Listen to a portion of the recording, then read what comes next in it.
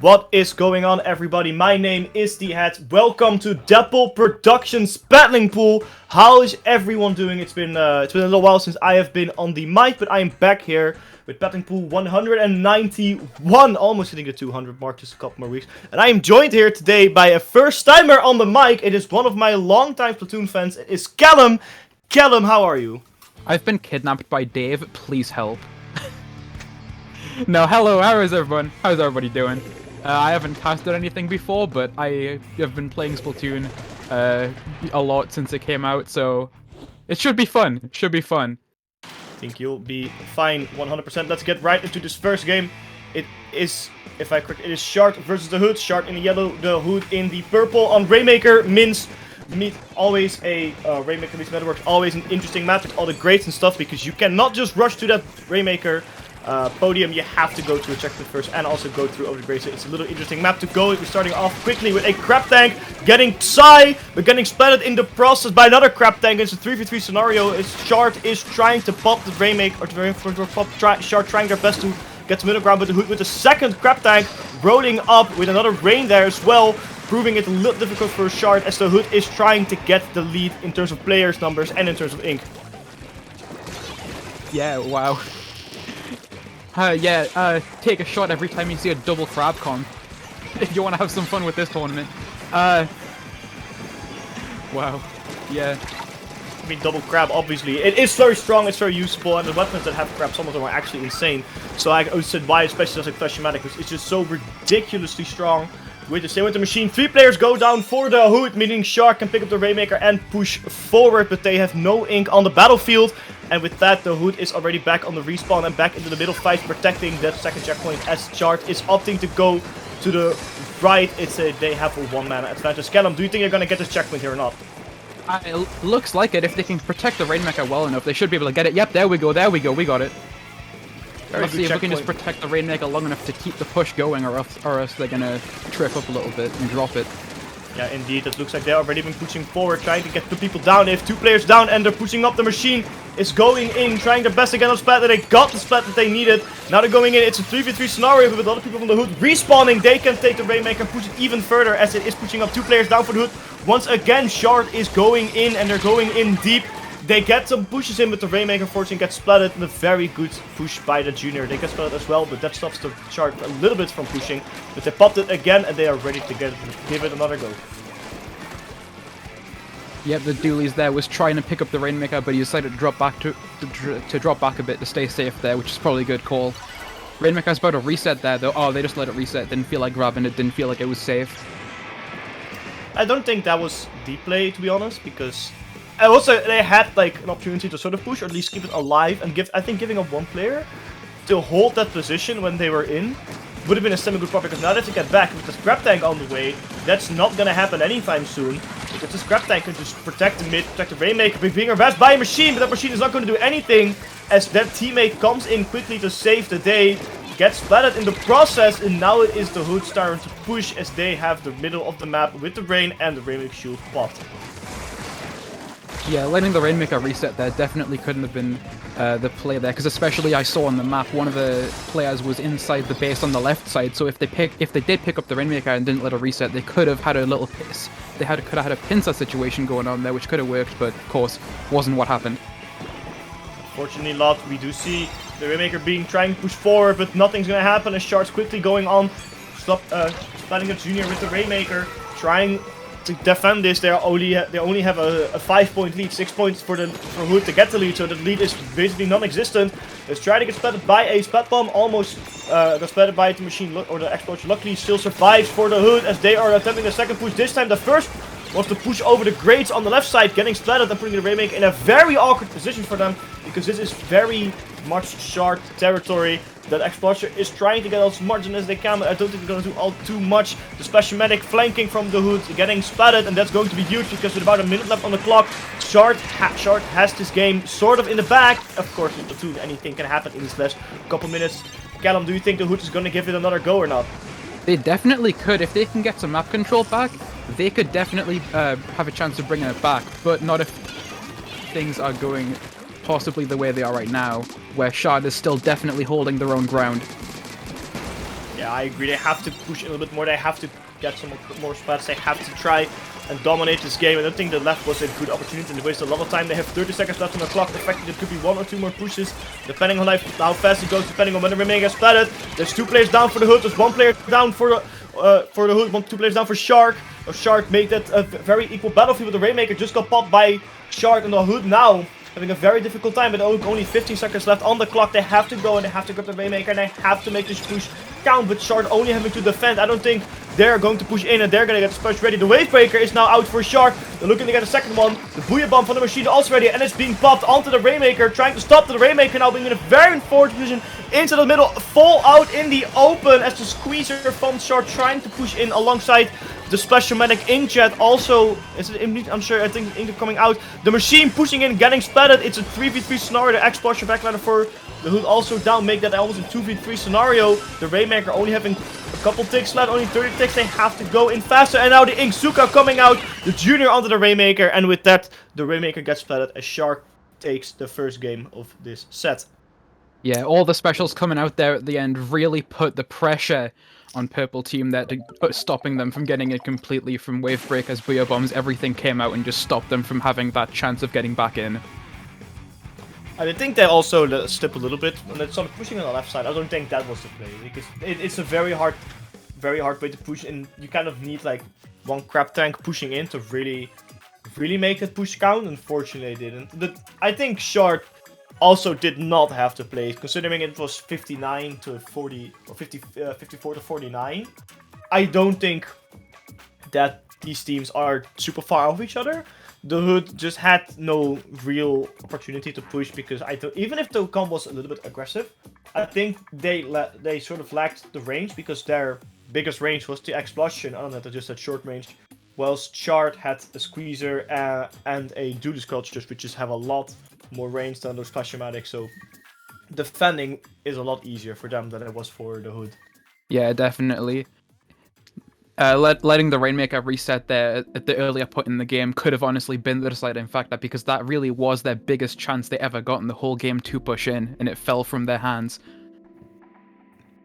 Yeah, I just found it interesting that they decided to have such an aggressive comp, but I don't think they showed like a lot of aggression. And I mean, it might be me, but I didn't see a ton of aggression from the Hood. It more looked like they were just diving in and then getting splattered off 1 by 1, or pushing in when the Rainmaker was at the back, but no one there to escort the Rainmaker. So a little flanking, let's say a little flanking Kaka with the Splash-O-Matic could just pick it off quite easily. So I felt like that was a little bit of a miscalculation on the Hood's part, going in a little bit too fast. But hopefully that will change on the next map, which is, in my opinion, one of the best map mode combinations in this game. It is Splat Zones on Hagglefish Market. What do you think of this? As your first one, what do you think of Hagglefish Market as a map, as Splat Zones, as the mode on it? Oh, it's my personal favorite new map that's been introduced in Splatoon 3. I feel like it's one of those maps that just has a lot of options of ways you can approach, which I think we can all agree is a little bit of a thing that's lacking in a lot of the new maps in Splatoon 3, but Hagglefish Market really hits it well, and Splat Zones is quite fun. Definitely a lot of ways you can approach the zone, 2 flank routes that you have to keep an eye out for at any given time. Lots of opportunities for different weapons of different range to shine, so it's going to be interesting to see the strategies that these 2 teams take into the battle. Oh yeah, 100%. You know, I saw like 52 being used here quite often. At least the times when I was in the mic, I saw 52 being quite often used quite often, because it was just strong. It was just straight up a strong, easy weapon to play here. Well, now I think you see a lot less. I think we're gonna see obviously machines, but I think, you know, Squeezer might have a little bit of a show as well, because Dennis was playing the Squeezer last game and he did quite well with it. So Squeezer, with that special and that range, can work here, and that Inkzuka across the middle of the map can do a lot of damage. Yeah, Squeezer's definitely a strong pick. To be honest, there's not many maps I feel like where Squeezer isn't a strong pick. I feel like you can just kind of bring it and it'll work. So we'll see if it works for them in this game. I mean, Squeezer's just a thing, it works almost everywhere, I feel like, but it's just super difficult to actually master it, because compared to the other shooters, as someone who played a lot of Squeezer in Splatoon 2, it was super awkward to play, man. I hate playing it. I hate playing Squeezer. I can play other shooters. I like Junior. Other things are fine. Never enjoyed Squeezer. But let's get into the game though. Let's see what's going to happen. It will be match point technically because it's a best of 3 scenario. Let's see how these teams are going to fare. Once again, Shard in the yellow, the Hood in the purple, Splatoon, Hagglefish, Market. See what these teams will bring.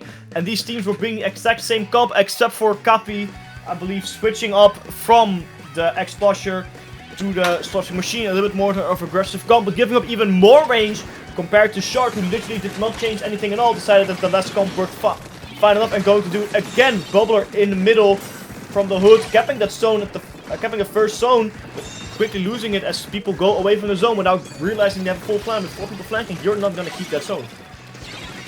Yeah, I agree. I definitely saw someone on the other team on the right there trying to flank through, but they got cornered by 2 people, so all they had to do was run away there. That's all they could do. I mean, maybe if the 2 people dived on the flanker and then 2 people stood on, so they could have painted a little more, but either way, it didn't work out for the Hood as they're once again being pushed back. The Squeezer using their Inksuker, trying to get some splats in, trying to do some damage, push people back. Didn't find anyone to splat there, with a lot of people from the Hood. Everyone just being pushed back so hard. Blue Bomb not coming out, Crab Tank also coming out. This might be an opportunity for them to capture the zone with that bubble inside of there. They will capture the zone and they will put a big penalty of 45 onto Shard, and will give them a lot of breathing room before Shard can score points again. But they're quickly being drawn out of the zone again, as Shard is just so incredibly strong with pushing back in after they lost some objective. Yeah, Bubble is definitely really good on splat zones. Very easy to just go in there, throw a bubble up and start painting, and especially with the crab combo up in a pretty safe place on the Hood. That was definitely a good chance to cap zone for the Hood there. But however, they have fallen already back to the control of the Shard. Never mind, just kidding. They're going in. They have a little penalty. It's gone away now. They can start pushing with 1 player down for the Shard. For Shard, this might actually be a way to push. As Kaka getting splatted by the Crab Tank, that might have been a very important splat, because that splat, because Splash Man can do a lot of damage, can flank so much, and that main aggressor gone might just help them gain a lead there. They're super close to it, only a couple ticks away. It's about 20 ticks away now, and there's not a whole lot of time. Special ready for the machine, special ready for the squeeze as well. With 3 players down, the Hood is now fully wiped out and have no chance of defending this. But 49 is a very good push, and they are ready to go back in and give it another shot. Yeah, that's definitely unfortunate for the Hood there. They nearly had the lead, but now they've got this quite daunting penalty pushed on them, and especially with such little map control now, it's going to be really hard to get back in and finish what they started, getting that lead back. Yeah, I agree. They have to push in a little bit more. They have the Crab Tank ready. They were waiting for it. They didn't have any ink, so they couldn't use a lot of their weapons. So Crab Tank, they're getting 1 splatted with the Squeezer. And with the Crab Tank splatted, but probably help with it. But now the zone back into control with 3 players down, or with 1 player down for the Shard, only 3 players up. It might be able to be controlled. Booyah Bomb going to counter with another Booyah Bomb. The zone neutralized. And they have to go on quickly the Hood, because the penalty for Shard isn't that high. It's only 40 ticks, which, you know, might seem very high in the beginning of the game, but now with both teams on equal footing in terms of penalty points, 40 is not a whole lot to work with, considering that it also has to work at a fat 34 penalty. But it looks like they're not going to do anything again, as Shard is just being dominant in pushing them back over and over and over again.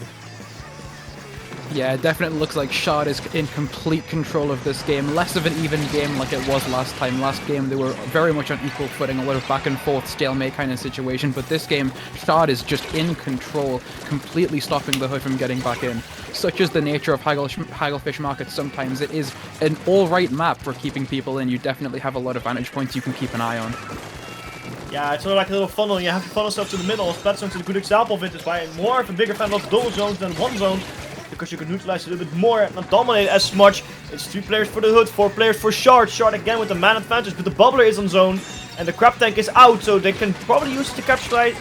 Unfortunately, they could not, and that Crab Tank got splatted from behind by Dennis with a very strong Squeezer flank, trying to get more people, but gets splatted by 2 others. The Junior from Snow saying no and giving it a stop, with Snow being forced in a very awkward position and having to jump out, and that's going to cost him a lot of time, as the penalty for Shard is now gone, and they're taking away the last 10 ticks off the battlefield with 45 seconds left. It looks like Shard could win it, but anything can happen if they neutralize the zone in time, and they do, but can they keep it? No, unfortunately they could not, and with a very good attempt, Shard wins game 1, as the Hood just could not fight off the push power from Shard.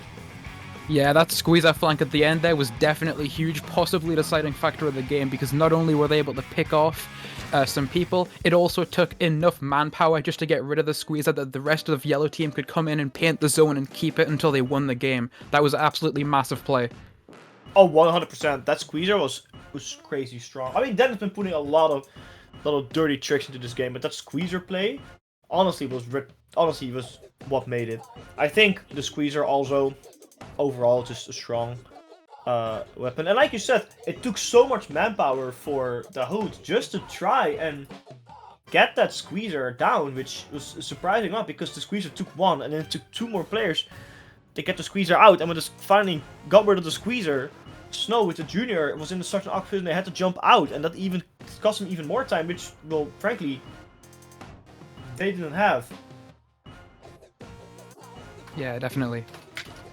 So with that first game out of the way, we're going on a small little break to get the second teams up and running.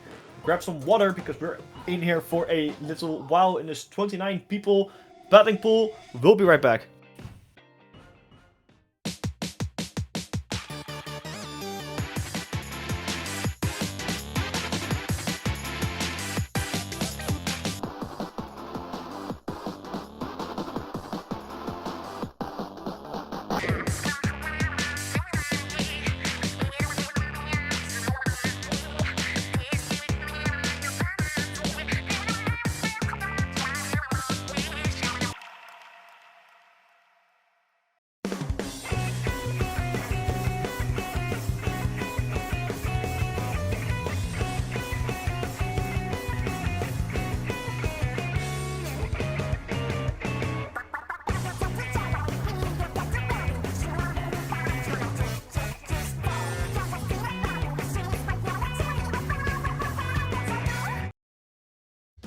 Splatoon Stronghold, a stronghold for competitive Splatoon, providing resources to long-timers and newcomers alike. If you're new to the competitive scene or still figuring out how to join, we have a getting started guide and plenty of other resources to help you in your journey. If you are a seasoned veteran, we still have plenty to offer. You can find and join tournaments as well as participate in our Captain Forum and find free agents and teams. Our mission is to make competitive Splatoon easily accessible to everyone. So what are you waiting for? Join the Splatoon Stronghold today!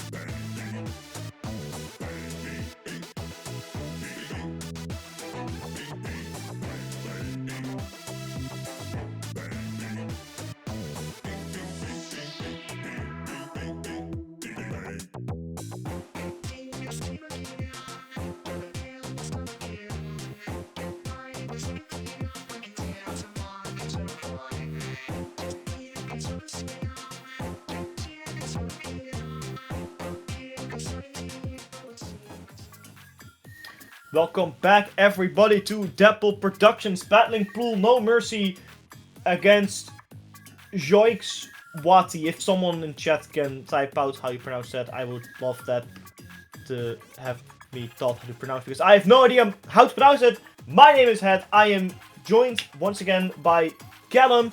Callum, Inkblood Art Academy, Clambliss, what's your opinion? Definitely a map. Also, that word might be pronounced Joyeux. Sounds like a French thing. I'm ready to be wrong, though. Fully ready to be wrong. I honestly don't speak French. Me either. I'm gonna be honest there. I don't speak French. But there might be, I know a lot of French teams actually playing pool. Actually, interesting compositions. Both teams running 2 Splash-O-Matics and both teams running a machine. Only one is running 2 machines and one is running a bow. That bow might be super strong or incredibly weak depending on how these teams play around it. Let us see how these teams will fare. It is Joyeux Wati in the yellow and No Mercy in the purple. It looks like it's a 3v3 right off the bat as the crab tank from Wati the crab tank from Wati Magias quickly gets popped out, trying to get some splats in here.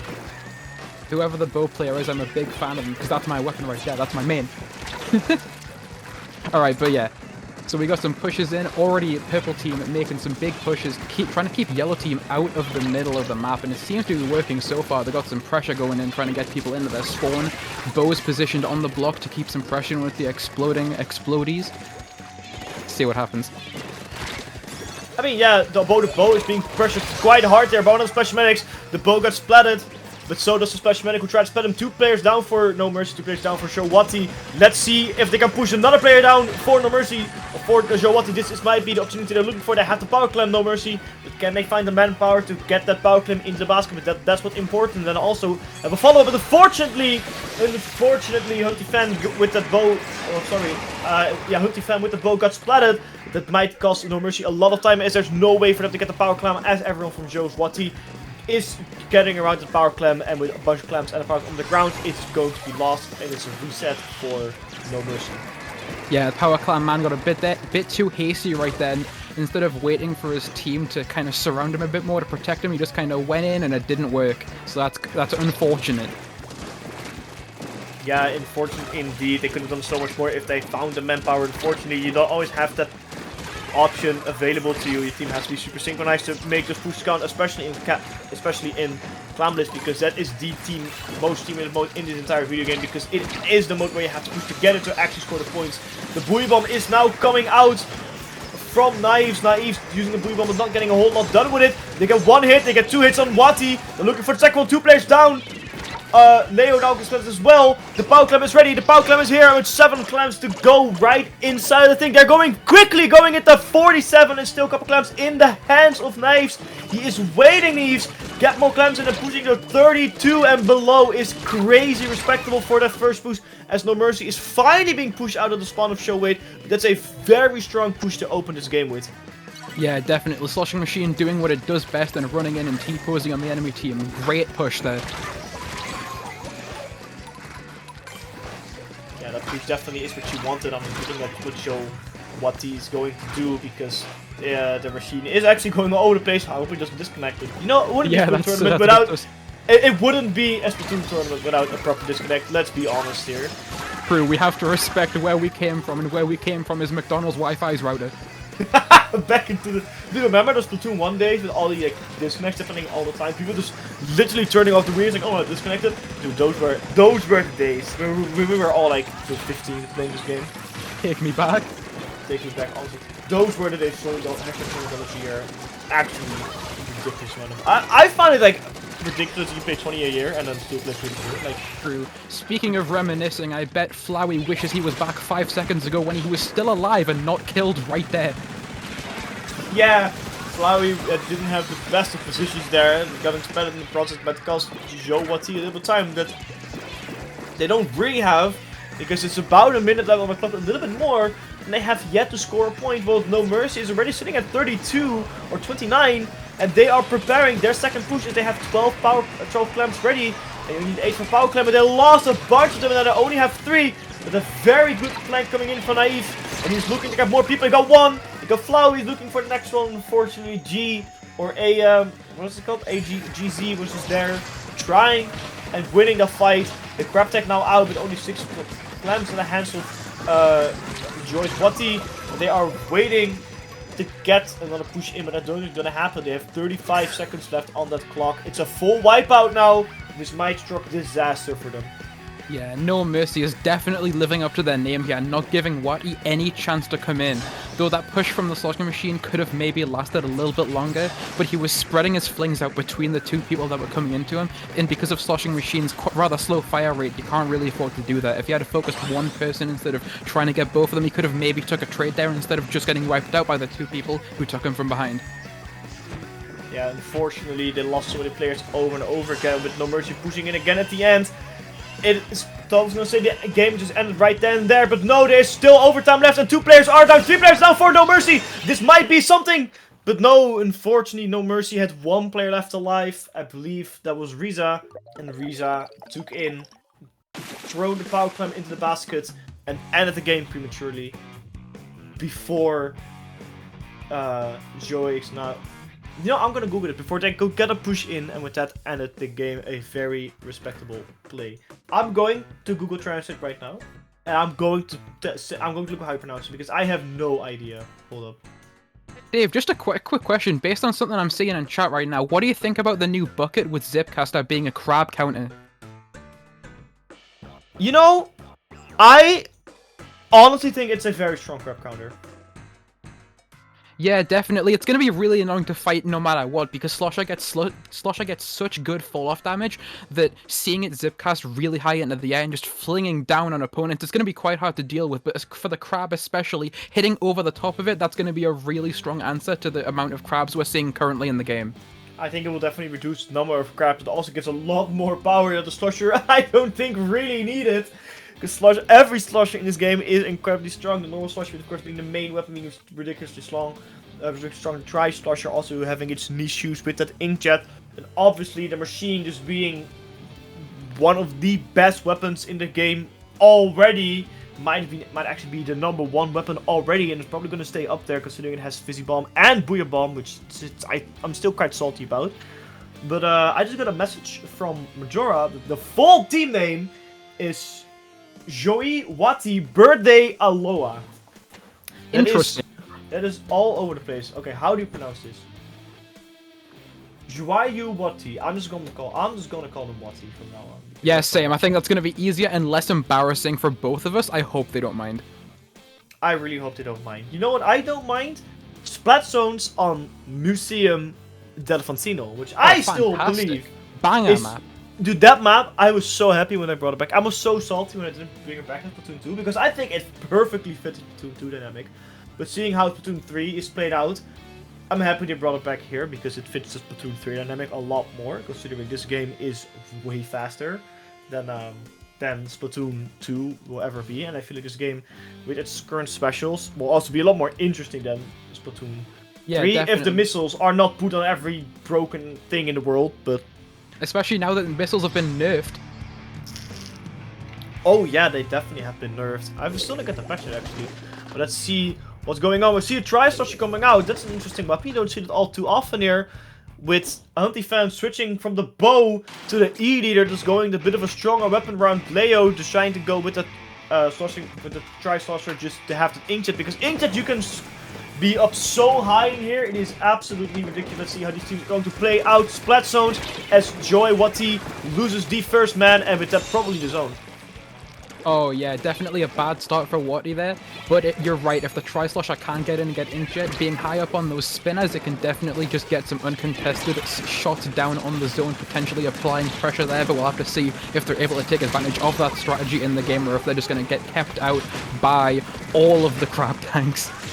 I mean, those two crab tanks are definitely going to prove a problem in the long run, as Wati is here, capping the zone and getting a couple splats down here. Whoa! Ray, calm down, Leo. Don't disconnect just yet. You're doing a fantastic job. A couple players went down for No Mercy as Wati is setting up their defense and trying to get the lead right here. The Booyah Bomb coming out right into the base, forcing Hunty Fan 73 and 69 to go back. Flower going down. Wati Pai going down, and this I don't think is going to be held up for long, as No Mercy is definitely going in with a very big push. Yeah, definitely they had a good push going into their base, but it looks like they're starting to make a comeback now. Maybe, nope, never mind. Yellow team is still pushing. No Mercy are about to have to ask for mercy from Yellow team at the minute. They're making a strong comeback. It's a very big difference from what we saw displayed in the first game, where the complete opposite situation seemed to be happening. Poor Wati Pai getting called out in that Booyah Bomb, trying to hide that. I don't think I expected the Booyah Bomb to be right on top of him. It's a 2v3 scenario, 2v2 scenario now. No Mercy is pushing in. The Brave Break is on the zone, and the knives also get Wati Pai. And with that, the zone is now being kept by No Mercy. No Mercy, and just in time as well, because there's only 2 ticks left on the timer for Wati to get that game a knockout. The first knockout we will be seeing today in Battling Pool. Is it the first knockout? No, I think this Splatoon game also got knocked out, I'm pretty sure. I don't remember. But still, it would have been a very strong knockout. 2 players down for Wati, and they're going in quite hard still. But with that, I don't think they're going to push, because 3 players left alive for No Mercy is going to prove a little bit stronger. What do you think Wati has to do here to really make the next push count? Definitely going to be an issue getting rid of the Elia. I do think one of the main options they have is just to hang back, rely on painting over the pressure that the purple team's putting on just to get their specials. I don't see how they are going to get back into this map right now without prompt use of their specials. They are trying that, however, that crab did get countered already by No Mercy's crab, so with that push, that idea isn't going great. Yeah, unfortunately not, and with 2 ticks left on the clock, No Mercy actually knocks out Wati. They made a crazy comeback all the way from like 70-something to 2. And then with 2 it was neutralized, and after that they grabbed that zone. I am genuinely impressed, because it looks like Wati had this game in the beginning, but it suddenly turned around to No Mercy again. Triple dab, Hunter Fans 73 being a very nice gentleman, not having that dab. And again, a 2-0 knockout in Battling Pool back to back. Let's see how many we're going to get today. Place your bets in chat. How many are we going to see? It's honestly a topic every time, at least. I feel like at least every week with me, it's always like a topic. Like, how many 2-0 knockouts will you see? Because it's always, you know, interesting. Because, you know, it's Splatoon. It's just, at least in Battling Pool from in my history. I think at the beginning it's always like, I feel like very unevenly matched, where later on in the tournament you see some crazy gameplay, because Splatoon 3, with a very healthy scene, is going just strong. Just answer chat real quick. Yes, that is what we were on about. How many little sets in this tournament can end with a 2-0 sweep? Because so far there have been 2 rounds so far, and both of them have ended in 2-0 scores. So we're trying to see how many of those we can see. Yeah, well, I think round 1 is now fully done, with a couple round 2 as well. Let's see, we still have in round 2 currently going on. We have seed number 1 Penguin against Shard. Shard we've just seen beat the Hood. W Riz against Blue Comet. W Riz, I think, also one who plays a little bit more. Blue Comet won 2-1 against Elevate. That's your first 2-1. That's not on stream. We have Qatar against Grisco Gambit, and Qatar won 2-0. I wish they could have done that in the World Cup. Funny. I don't watch football. Nice, dude. It's not Tempest against Average still going on. Mango Hek Mek Prime? Is that Prime? Can I copy this name and put it in Google? Yeah, Mango Hek Mek Prime against Carbon Propaganda. Yessir against Crescent Knight. And Unlucky against ggwp. And in the losers round we have Opium against Elevate. Beautiful Blossoms against Tunes. Tunes won 2-0, kicking Beautiful Blossoms out of the tournament. Fallen Squids, X-Squids, X because it's cool, against FX. Against Rise, No Clue against Sia, and Uplight against Splatfest and Lyra. So it's looking like a pretty decent matchup here.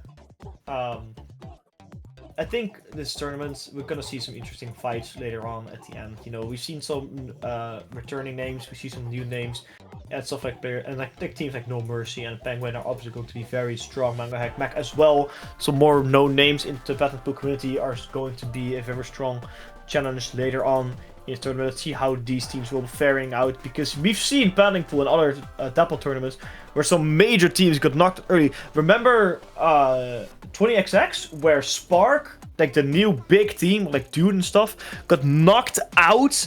Like on a very, I think in the group stage or something, they got knocked out super early, which was super surprising. So with Dapple Productions and Splatoon 3, anything can happen. So don't make a lot of predictions. But with that, we'll be going on a small little break, and we'll see you when the next set is ready.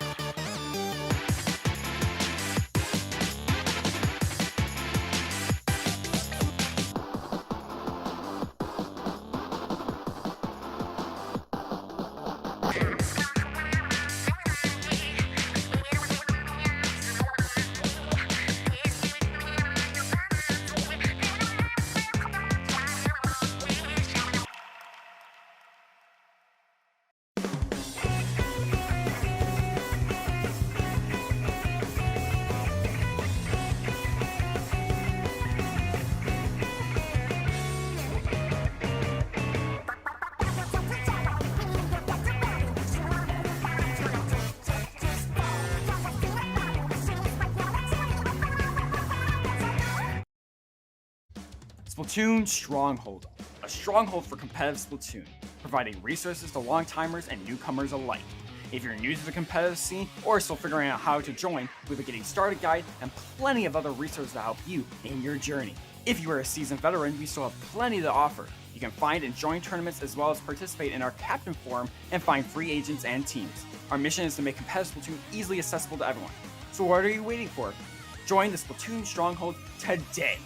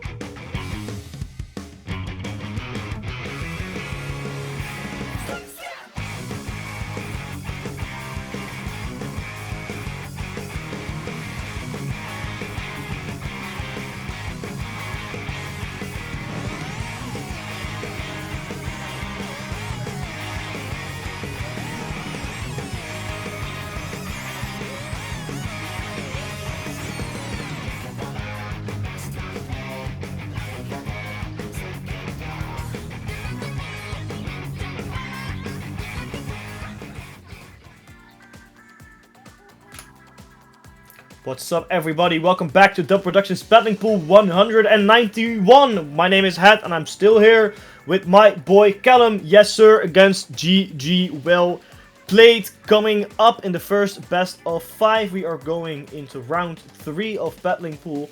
Some interesting trivia before we talk about the map mode combination. The number 2 seed, which you know, seed is everything, not Tempest, already down in the losers bracket. Same with another high seed. Seed number 6, Unlucky, which is quite unlucky. They're already in the losers bracket. Unlucky actually got knocked out by GG. Well played here. So it's going to be interesting because they are playing against Yessir, seed number 3 against seed number 11. Let's see how these will fare out. Starting off, the map mode combination is Tower Control on Undertale Spillway. Callum, what do you think, what we saw earlier in the tournament, what do you think going to be the weapons will be run and the strategies you think these teams are going to bring? You know, I can see Crab Tank being really strong on this map mode, personally. Although whenever I play this map mode, I'm a big fan of Regular Blaster, just because Bubble on Tower is a very good strategy. I could see that being in play. Not on this team, maybe on the other team. Okay, no. Listen, could have happened. Actually, no Bubblers. That's actually surprising. Bubbler usually a very strong weapon onto tower control, but no, instead we'll be seeing chargers as Splatter Shot and a 52 gal. So these things are going in fair and square, but actually a very different strategies. ggwp being more passive, while Yessir being very aggressive. Yessir with an aggression already lost 2 players as GG well played is going in to get that first checkpoint done. They're all with 4 ticks that could have got it in. They're on it again. The other charge on the checkpoint, getting checkpoint on 1, and just after they got splattered, but that first checkpoint might be huge for later parts of the game because getting that first checkpoint out of the way sometimes can be very, very annoying as Yessir is preparing their first push. Yeah, Yessir Sloshing Machine coming in there with the cheeky sneaky, stopping GG well played from getting on the tower there and pushing, which is really good for Yessir. They're still going in. Nico now popping out the Inksuka, trying to get some putts. It doesn't look like it's connected to anything. The 52 using its Killer Wheel 5.1, which is obviously a weaker version of a normal Killer Wheel. Ice with the Crab Tank, but getting splattered by the Booyah Bomb. That might be unfortunate, but I don't think it stopped the push because the push is still going at 59. But the machine was forced to use the Booyah Bomb and got shredded right in the process as well. That might have been used. Very good play by Linko and their teammates, getting that Booyah Bomb out of the way quickly to reset the tower to the middle and catching off guard the Splatter Shot from Nico, causing some havoc in between, inside of Yessir, pushing it back a little bit, but I don't think enough as they are still going in. Yeah, definitely a wrong place, wrong time to use that Booyah Bomb again. Again, gets caught trying to use it for the second time. Not looking good for Yessir Sloshing Machine right now, having a bit of a losing streak there, trying to get Booyah Bombs to work off. Maybe he can improve that as the game goes on. Yeah, I think they can definitely work on that. You can have to see the Booyah Bombs. I think also a little bit panic button. Another Booyah Bomb coming out. I didn't see who. It was the Booyah Bomb from Mixie. Mixie, though, didn't do a whole lot with it. It's 3v3. The Splash Medic is down for 1 team. One of the machines is down for Yessir, but it looks like it is still in the hands of Yessir, who are keeping this tower in the middle. GG well played is trying to do everything in their power to get the tower forward, but there's so much pressure coming on from Yessir, but Ice already getting splattered by RT7, and that might be the play here because the tower is going forward and forward and it's about to get the lead swapped here as it does, and the checkpoint is also about to be taken by ggwp, and this is huge for them because now they have a very good opening push as the Ink Fac is on the tower, shredding up everything and pushing it even further. Yeah, it's definitely fantastic movement from the Ink Fac there on tower, not only eating up the shots from the Crab Tank, but managing to maneuver around the tower, dodging shots from multiple players to push the tower just that little bit further, which you never know could be the difference between winning and losing as the game continues. Yeah, Wassa doing a very, very crazy man play there, but that Ink Fac might have actually won them the game so far. It's a 24 and this map is notorious for being hard after that second checkpoint to the third. So let's see how it will fare. Booyah Bomb on the tower. Another Booyah Bomb ready for Yessir, throwing it out. The tower still being pushed and the checkpoint is about to be taken. But let's see what the response from GG will play this as they get splats on the tower. And now people are jumping in the tower, forcing that second checkpoint through. It does go through, but Mixie getting splattered, but also pushing someone off the tower themselves. So that's good. Wassa still defending the tower with the charger and forcing people off with that Kenza, the 52 gal with killer of 5.1 by RT7 does get splatted, so this is going all over the place. Minute after the clock and 2 players down for Yessir. This push looks like it is somehow still going with that crab tank on top of the tower. Yes, definitely GG well plays own 52 player. Looked like they were getting some pretty bad RNG there, standing on the grates, shooting down. Didn't look like they were going well for them standing up there, missing their shot on quite a few players. Maybe they could have took advantage of some movement as well, staying on that grate, maybe lived a bit longer, but that is not what happened. However, their push was stopped. The tower is heading back to the middle of the map. This is looking like an even game, sort of, once again, with Yessir trying to get back in with using their specials, takes down the crab tank. That's a massive bit of pressure taken off them. Maybe they can use this chance to get back in and score some points. I think they can definitely use it, but they only have 20 seconds left on the clock to get the tower moving all the way to 24 to 29 for them. So hopefully they can do it. All they have to do is do about a quarter of the checkpoint to really get this push into victory. The Inkzuka is coming out for Yessir. Will it be enough, Callum, as ggwp is preparing for their own counter defense? Do you think they're going to stop it? It's definitely hard to say. Oh, 1 point. Can they get on the tower? Can they get on the... yes, they do. Yessir takes the game. Can they get on the tower? Yes, sir. Yes, they did. Very, very nicely said there. 77 to 76. They clutched it right at the end. I don't know exactly who it was. I'm pretty sure it was Reyes or it was Funzy. I know it was a machine up there. Or sorry, Typho or Funzy, I believe, was up there. Very, very good comeback by Yessir. They almost lost it, but just in the nick of time, somehow, in some way, took it home to win game number 1. And always, for the mental game, winning the first game is always big, because that gives you a very big mental advantage. Definitely. GG well played are going to be having that kind of pressure going into the next game to try and make a comeback. Maybe we'll see a change in their strategy going into Splatzone's Wahoo world. Maybe we'll see the same comp again. It's all going to be revealed to us very shortly. Yeah, I mean, I think with Splatoon 2 Skirt State, as I do enjoy the meta, it's a very fast-paced meta, apart from, you know, the infinite abundance of crab tanks being there, but obviously, you know, it's just the same with missiles. I prefer crab tank over missiles, like, every day of the week. Oh, for sure. Although the game is in so kind of a state at the minute where Crab is still so strong right now because it managed to somehow just completely dodge nerfs in the most recent patch. Missiles didn't. Missiles took a massive hit, but Crab is still really strong. So it is still a point where unless you have your own Crab tank to counter back or maybe a really strong backline, if you see a Crab tank, you just kind of have to walk away for a bit. Just let it happen. I mean, also, yeah, at the same time, I feel like the weapons are crab tank on are sometimes a bit more specific, and sometimes you play the weapon purely for the special instead of having the special, you know, accompany your weapon. But we have to see how this is going to fare in game number 3. It looks like Yessir decided to keep their own composition, decided it worked this time. Let's keep it, and GG well played, did switch a lot. RT7 switching to the splatter shot, and we see Mixie switching to the slosher. So a little bit of a different styles as Yessir is taking the zone capture number 1 and pushing in as well, trying to get some extra passing and extending their lead, who's now at 75. Yeah, the normal slosher is definitely an interesting pick. I can see what they're going for there with the triple ink strike special. That could be very good, very clutch at capping the zone if they're in a desperate situation. Not while they are dead though, like they currently are. That's a massive team wipe, massive advantage immediately for Yessir. Yeah, but even if it was a massive team wipe, they still have to go through a big penalty. As I saw Linko going in sneakily and capturing that zone, and that gave them a lot of time, even if they are losing it. They had a good opportunity with that flank to capture the zone again, or at least stop the push from going as far as it is. You know, it's still 20 ticks slower, 20 ticks left than it used to be. It's still going down low. It is below the 40s now, so it is a point where GG well played might have to say we should probably get a couple kills and go in. Yes. GG well played sniper, just barely missing the snipe on that sloshing machine right there. That could have been huge, but unfortunately their punishment for missing that snipe is getting triple teamed by the entire gang, which is quite a shame. That could have been a moment, could have been an opportunity, but alas it didn't work out for them. Yessir looking to take another game. Game 2 goes to Yessir.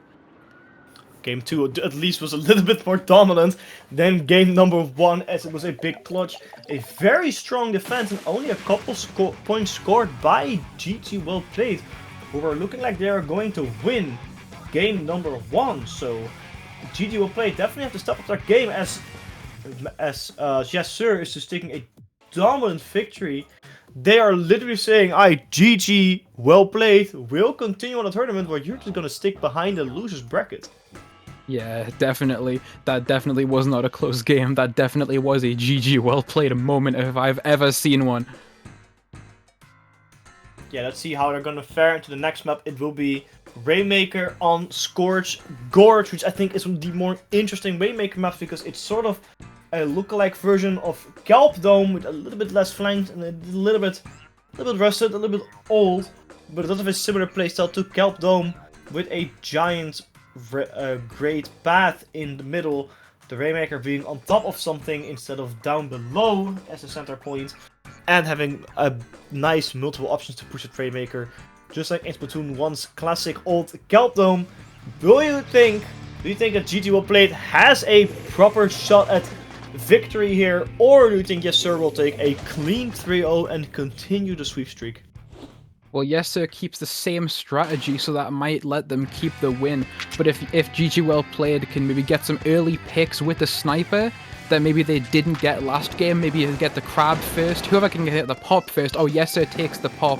That's unfortunate for GG Well Played. That's an immediate turf disadvantage, not looking good for GG Well Played, as well as the fact they're immediately getting picked off by the sloshing machine. This is not looking good for GG Well Played. No, it's definitely not looking good at all, as Yessir is already grabbing a Rainmaker and getting the first checkpoint done already. The switch from the machine, from the Slasher to the sloshing machine, was maybe not the strongest one by GG Well Played, which is ironic because the sloshing machine is the better weapon of them all. But Yessir going in deep, already having a Rainmaker onto the 40 points and still pushing on. It's below the 30s now. At 22 is a very strong opening push within the first minute. It's looking like it is going to knock out, but the crab tank now onto the Rainmaker is trying to pop it. It doesn't look like it's going to pop the Rainmaker, but still massive damage as Funzy gets splatted by the Booyah Bomb from Mixie, who gets refragged, and the Rainmaker now being picked up by someone from Yessir. Yessir pushing in deep. It was Riot picking up that Rainmaker, pushing it all the way down to 6, and there's still someone into the base of GG Well Played who can somehow probably pick up the Rainmaker, push even further if they don't watch out. Funzy still being in there, just waiting and getting splattered. Finally, same with Typhlo, and Riot jumping in a very important spot, also being jumped out almost again. The Rainmaker almost pushing it further again. It looks like GG Well Played finally stopped the push from Yessir, but that took a solid minute and a half to get some footing into their own base. Yeah, the sniper definitely getting some good clutch lucky tap shots there on the Rainmaker to stop the push. But from the way this game is looking right now, it might just be delaying the inevitable, although I hope that is not the case. Yessir has picked up the Rainmaker once again, primed and ready for another attempt at a push. Let's see if they can fix what they didn't do last time, which is just pick up the knockout. Although Yessir are losing members already, so this could be a moment for GG Well Played to take this advantage back and get back in. Yeah, definitely. They're not being pushed back as much as they were last time. The Rainmaker is in the hands of, I believe, Nico, so that is a shooter down, and the Rainmaker is in an okay spot for GG Well Played, but a more or less okay spot for, Yessir, who has decided not to pick up the Rainmaker as they are losing a lot of manpower. 2 players down, 3 were down a second ago. Just being forced all the way back to the spawn, regrouping and trying to get that base defense in. It looks like GG Well Played wants to go to the right, but I think wants to go push the left, but I think the right is a little bit safer option to push. They are waiting, they got a splat. Typhlo is down, that's a machine down. They're looking to get the push in with the crab tank. Can they get the checkpoint, yes or no? I'm not entirely sure. With Inksuka out onto the battlefield, it does look like they're gonna get the checkpoint, but the crab tank just in there a little bit too late. For Rice, the checkpoint has been taken, and it looks like they can continue pushing out further with the Booyah Bomb from Funzy or Typhlo. Is a very used Booyah Bomb, splitting up 2 people and splitting up the team completely, stopping that push dead right and center as they are preparing to again push it to the base of GG Well Played. Yeah, you're absolutely a massive Booyah Bomb there, completely stopped the push, and you are right, the right path is definitely the more popular of the two paths to take on this map, just because you can swim through the ink unlike the Great. However, that was where I was maybe thinking maybe one of these teams can catch the other team off guard by taking the Great route, as it is generally an unexpected route. Maybe we can see someone take the other team by surprise by going around there, getting a cheeky sneaky in. Yeah, I was thinking the same thing, because when I ggwp played was pushing a Rainmaker, they had a player advantage, so they could definitely take him to the left path and get a couple good points in it. Probably, maybe even push it further, though. Like you said, it's a very risky route, like in Kelpdom, because you cannot swim through the ink, you can only run across it. They look like they're going to push it now with that ink fact as a defense. A very strong strategy, but being pushed back by Typhlo, who was getting him a flank, same with Nico. Typhlo getting a good flank here, same with Nico, pushing the Rainmaker back and putting it in a very awkward spot for GG. Well played, who now only have 35 seconds left on the clock to get a Rainmaker from 68 all the way down to 5, which is at that point touching the pedestal and basically knocking out Callum. How do you think it's gonna fare with GG's well played being wiped out right now, so they only have one real opportunity to get this Rainmaker back into the fight? Yeah, the ink vac over the Great was a good strategy. That probably is one of the most safe ways you can push over that grating, but unfortunately for them, Typhlo's Sloshing Machine was once again just in the worst place at the wrong time for GG well played, completely cut off everything they were trying to do, so now it's not looking good. Rainmaker is fully defended by Yessir, and yes, they did take the game again. That's another 3-0 sweep from the yellow team. I believe the yellow team won every game, I'm not entirely sure, but again, a clean sweep from Yessir. 3-0, not a single win from the opposing team. We didn't get to see Splat Zones on Sturgeon Shipyard and Clamblitz on Hammerhead Bridge, which I'm actually kind of sad, because I genuinely enjoy playing Clamblitz Hammerhead Bridge. I think it's a very interesting map mode, but Yessir, after the first game, decided that, nah, we're done having a close game, and absolutely shredding GG well played. GG well played them, though. We're gonna see them in the losers bracket, see how far they can get up. Let's see how far they can get in the losers bracket. Maybe we'll see them again in the finals, who knows?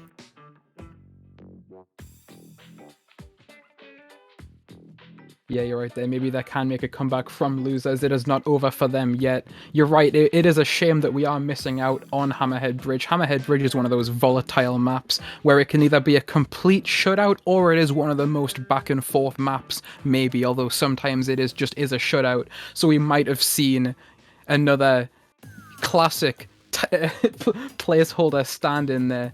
Yessir just comes in and locks them out, because Hammerhead definitely does hold lockout as one of its top priorities for strategies. Yeah, I still feel like they did the map dirty compared to Splatoon 1, though. I wanted the grades back. Oh yeah, definitely. The map is definitely weaker in this game, just because of less options. The whole thing with the map is just... The thing with a lot of maps in this game in general, just no cover. I think there is still cover, but it's just, I don't know, it feels like it's so situational.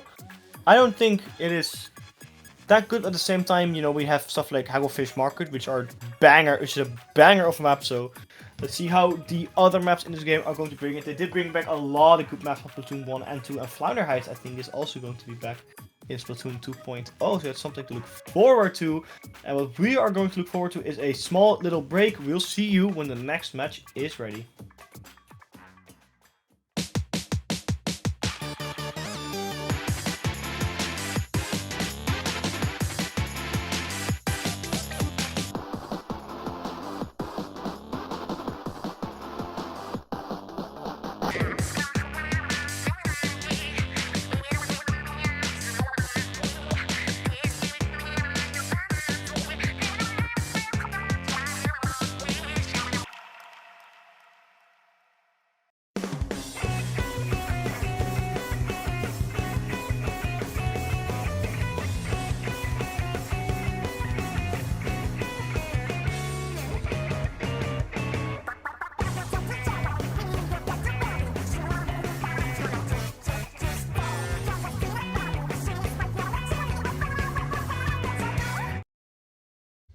Splatoon Stronghold, a stronghold for competitive Splatoon, providing resources to long-timers and newcomers alike. If you're new to the competitive scene or still figuring out how to join, we have a getting started guide and plenty of other resources to help you in your journey. If you are a seasoned veteran, we still have plenty to offer. You can find and join tournaments as well as participate in our captain forum and find free agents and teams. Our mission is to make competitive Splatoon easily accessible to everyone. So what are you waiting for? Join the Splatoon Stronghold today!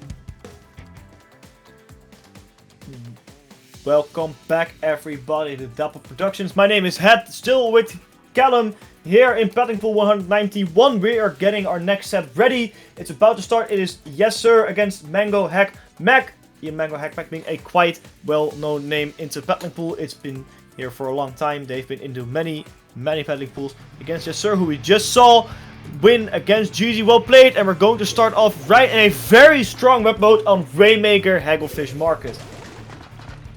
Yeah, Rainmaker Hagglefish definitely could have some interesting things. Definitely could have some interesting plays here. Will we see Yessir having another massive sweep like they just had before the break? If you caught it, if you are excited to see if Yessir can keep on the same streak, get some LeChonks in chat. Keep that streak going. Honestly, I love the LeChonk streak. I didn't know there was a Twitch emote. Let's see how these teams are going to fare against each other. It looks like Typhlo went down quite quickly. I'm pretty sure that's Typhlo. Down quite quickly, and it's 3 players down already for Yessir. Mango Hek Mek is doing exactly what Yessir was doing to GG. Well played. As the first Rainmaker check is about to be taken. Inkvek in a very well positioned place. Illy trying to flank towards that Rainmaker, but it was just a little bit too late as they get splatted in the process, and the Rainmaker gets the first battle stall. But now 2 players down for both teams. It looks like the push from Mango Hek Mek is finally coming to an end, as Yessir is getting some ground and trying to reset that Rainmaker, or at least getting it to a better position where it can be pushed a lot further. Yeah, an interesting twist for Yessir from the last round. They're actually the ones being pushed back this time. We might have found the team that can finally look at Yessir and indeed tell them, no sir, no win for you, not this time. That's very funny. They literally did say no sir to that Booyah Bomb from, I believe, Funzy. They're like, nah, no sir, no Booyah Bomb for you. Let's just get out of it. 2 players now. The Roller fighting against Illy being forced into crafting in a very unfortunate position, as Mango Hek Mek is already preparing to get the Rainmaker pushed in again. It looks like Senpai 69 HD picked up the Rainmaker, going in very deep, almost gonna get to the checkpoint. The one remaining point for Mango Hek, Typhlo and Funzy together somehow clutch it, but they literally have to knock out to win this game now. They have a lot of time left, but that's already a very big hill to climb in order to win just game number 1.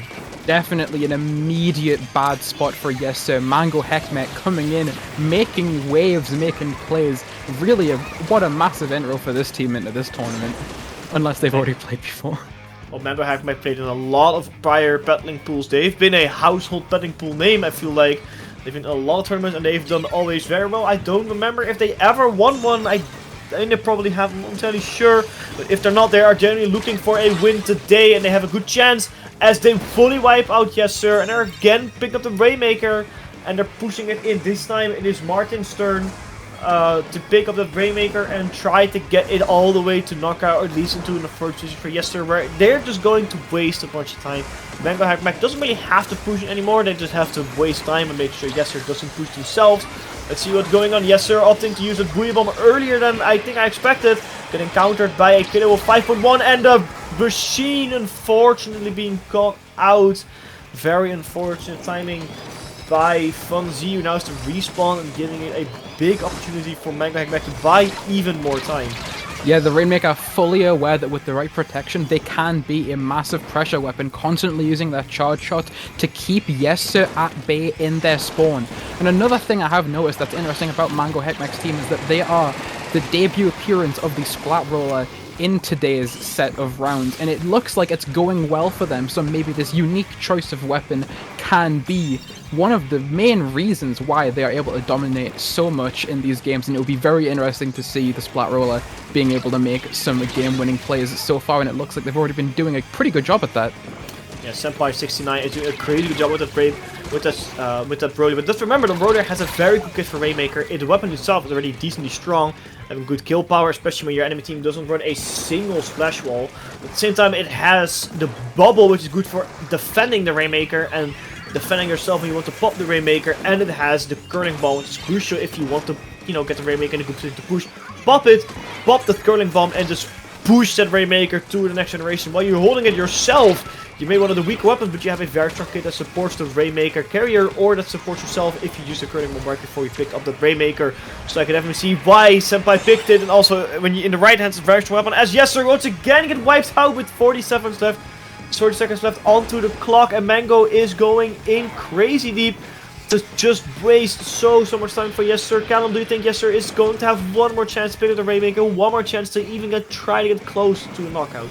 It'll take a lot, but they definitely could, though. 20 seconds is not a lot of time. Their crab is about to run out, so they already can't have a crab going into their final push, so it's not looking good, especially with the roller already being able to take a pick there at the end. Very, yeah, uneven there. Uneven game, not looking good for Yessir. Yeah, I don't think they're going to even try to pick it up because there's too much pressure. They had a second early, one more second needed to pick it up, but then it was again sent by 609 with the roller. Ready to splat the Rainmaker. The first game 99-19. Massive score difference, and I think it was also a big difference in terms of the skill that these players showed, as Mango Hek Mek clearly shown to be the stronger team. But you never know in Splatoon tournament, because Yessir suddenly can turn it back around and take a couple extra games. We saw it in other battling pools. We saw it in 20XX. So let's see if Yessir can return this. But man, Mango showed clear dominance over Yessir. They really said no, sir. Oh yeah, definitely. I find the comp they use interesting as well. Charger, 52, Specialmatic, and Splat Roller. It's not even a single machine, which is a weapon that most teams use, run 1 to 2 off. So it's interesting that they didn't go for one. They're just that confident in their composition. I think that's great to see. You know, people playing longer together and just absolutely shredding. I can definitely see what they're going for with the comp, though, when you have someone who is so aggressive and frontline as a Splat Roller, who's always up in the faces of the enemy team. That just leaves more of a gap that the Charger can then take, so it's less of a threat of the Charger if the Roller is always up there, sneaking, hiding around, ready to just jump at people. Lets the Charger feel a bit more safe, so I feel like those two weapons specifically can work quite well when they're both played to the highest potential together. But that is a very good point you make there. Yeah, the roller, you know, they have to take, you know, 1 to 2 people on the roller duty just to keep them at bay. When if you do that, there's 2 more people vulnerable for Zay with a Charger just to pick them off. So let's see how well they will fare in Splat Zone's Inkblot Art Academy. A little bit of a movement mover. It's just more stationary. At the same time, it might be risky for Yessir because Mango Hek Mek now doesn't even have to move forward, really, to get a bunch of pushes in. Let's see if Yessir has a chance to win game number 2, or we're going to continue on the sweep streak that we've been seeing this tournament all the way until now. We still see 2 machines coming out from Yessir, so they are confident going to win. We see a Flingza roller coming out from Zay. Decided to drop the Charger, and Senpai decided to drop their roller for a Splash-O-Matic Wells. Yeah, Flingza Roll is Yessir definitely has going to be some interesting to see, especially after the missiles nerf. It's going to be interesting to see how efficiently that Flingza Roller can get usage out of the Tenta missiles after they've taken quite a massive hit. I was playing with missiles on my own earlier today, and it definitely feels massive, the amount of time you have to wait now to start charging them again. So it's going to be, again, it's interesting to see how much they can optimize the missile usage from the weapon. They have got it already charged, though. It's going to be interesting to see when they decide to pop it and use it. It might be now, since they're backing up into the spawn. There it is. We play with the missile also might be used for the paint. I don't think they're going to use it for the kill. Just 4 people around and paint might be massive already. We see a Buimo coming out from Funzy, but Funzy getting splattered right before they could use it in the zone, now into the hands of Mango, who would not even had a single person inside that zone. All of them are about in the spawner on the side, pushing that zone. Very well played there, with using a little bit of his quick shirt to get onto the middle point, trying to get some extra kills and trying to get some extra paint in. Buibam onto the zone right now, not going to neutralize it. Ink shot, or Inkazuka also on the zone, trying to get safe, forcing him off the zone, and with Zay out of the zone, that zone is already in the hands of Yessir, who are still inside of the lead.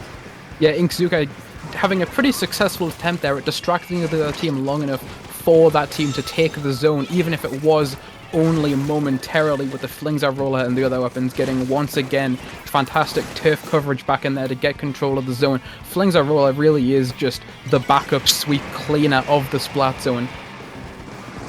Yeah, it definitely is. It's still back and forth battle between Yessir and Mango Hek Mek, though. Yessir is not really scoring a lot of points right now after losing 1 player. It's about to do second. Witty's going for it. The second one is also down now. It's 2 players advantage for Yessir or for Mango Hek Mek. The third one also goes down now. Effectively 3 players down, only 1 player alive for Yessir. All respawning right now, but still a lot of people alive for Mango Hek Mek, who took the lead and are ready to extend it and ready to do more damage. Funzy now with a Booyah Bomb. Kenza, the 52 using their Killer Will 5.1. Grab Tank also used for Mango Hek Mek. Both Grab Tanks used for Mango. Trying to get some splats, trying to get some paint in. The zone already at 20 ticks. Callum, Yessir have to push it now, but they're 2 players short. Do you think they can have one opportunity to get back in and try to get something done?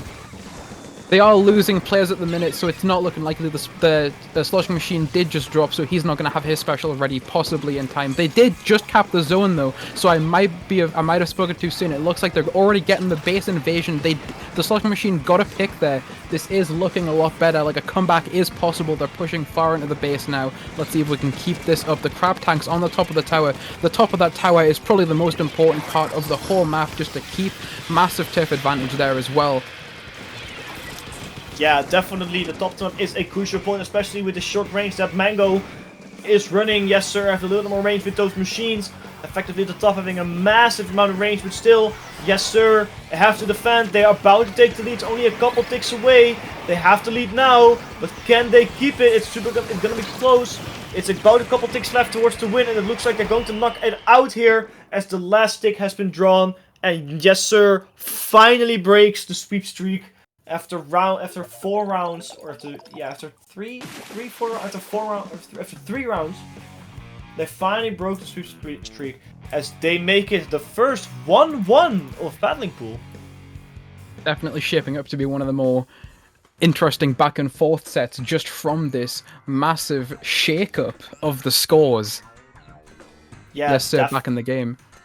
Definitely. I mean, it's good, you know, we're getting into semifinals. It's always the later part of the tournament where you really see the big boys that are coming out to play and see the more closer battles. The next map mode will be Clamblitz on Museum del Foncino. These teams are already neck and neck to each other. They're equally skilled, equally strong, though I don't think Mango Hek Mek had the best of competition. I think the Flames Roller did what they wanted to do after the missile nerf.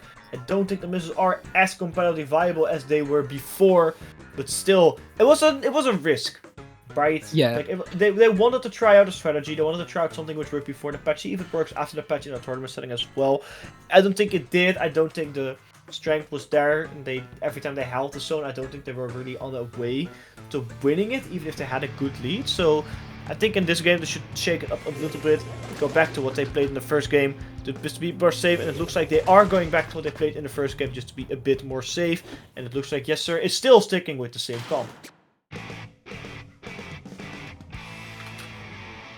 Yeah, we do still keep the sniper from Zay there. Looks like an even game at the start, both just getting turf around the sides. No one's really paying immediate attention to the splat zone, which is an interesting decision at the start of the game.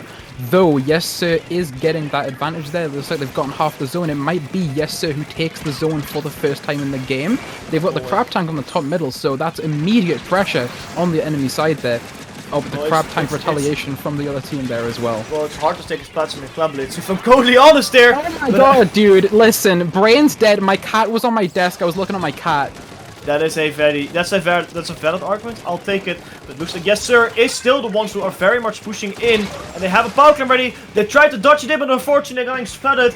It being a little bit too greedy with the power climb, and now they lost it as well. Especially that Nico couldn't recover it. Now it's a very big loss for them because the power climb so early in the game might have been huge, though.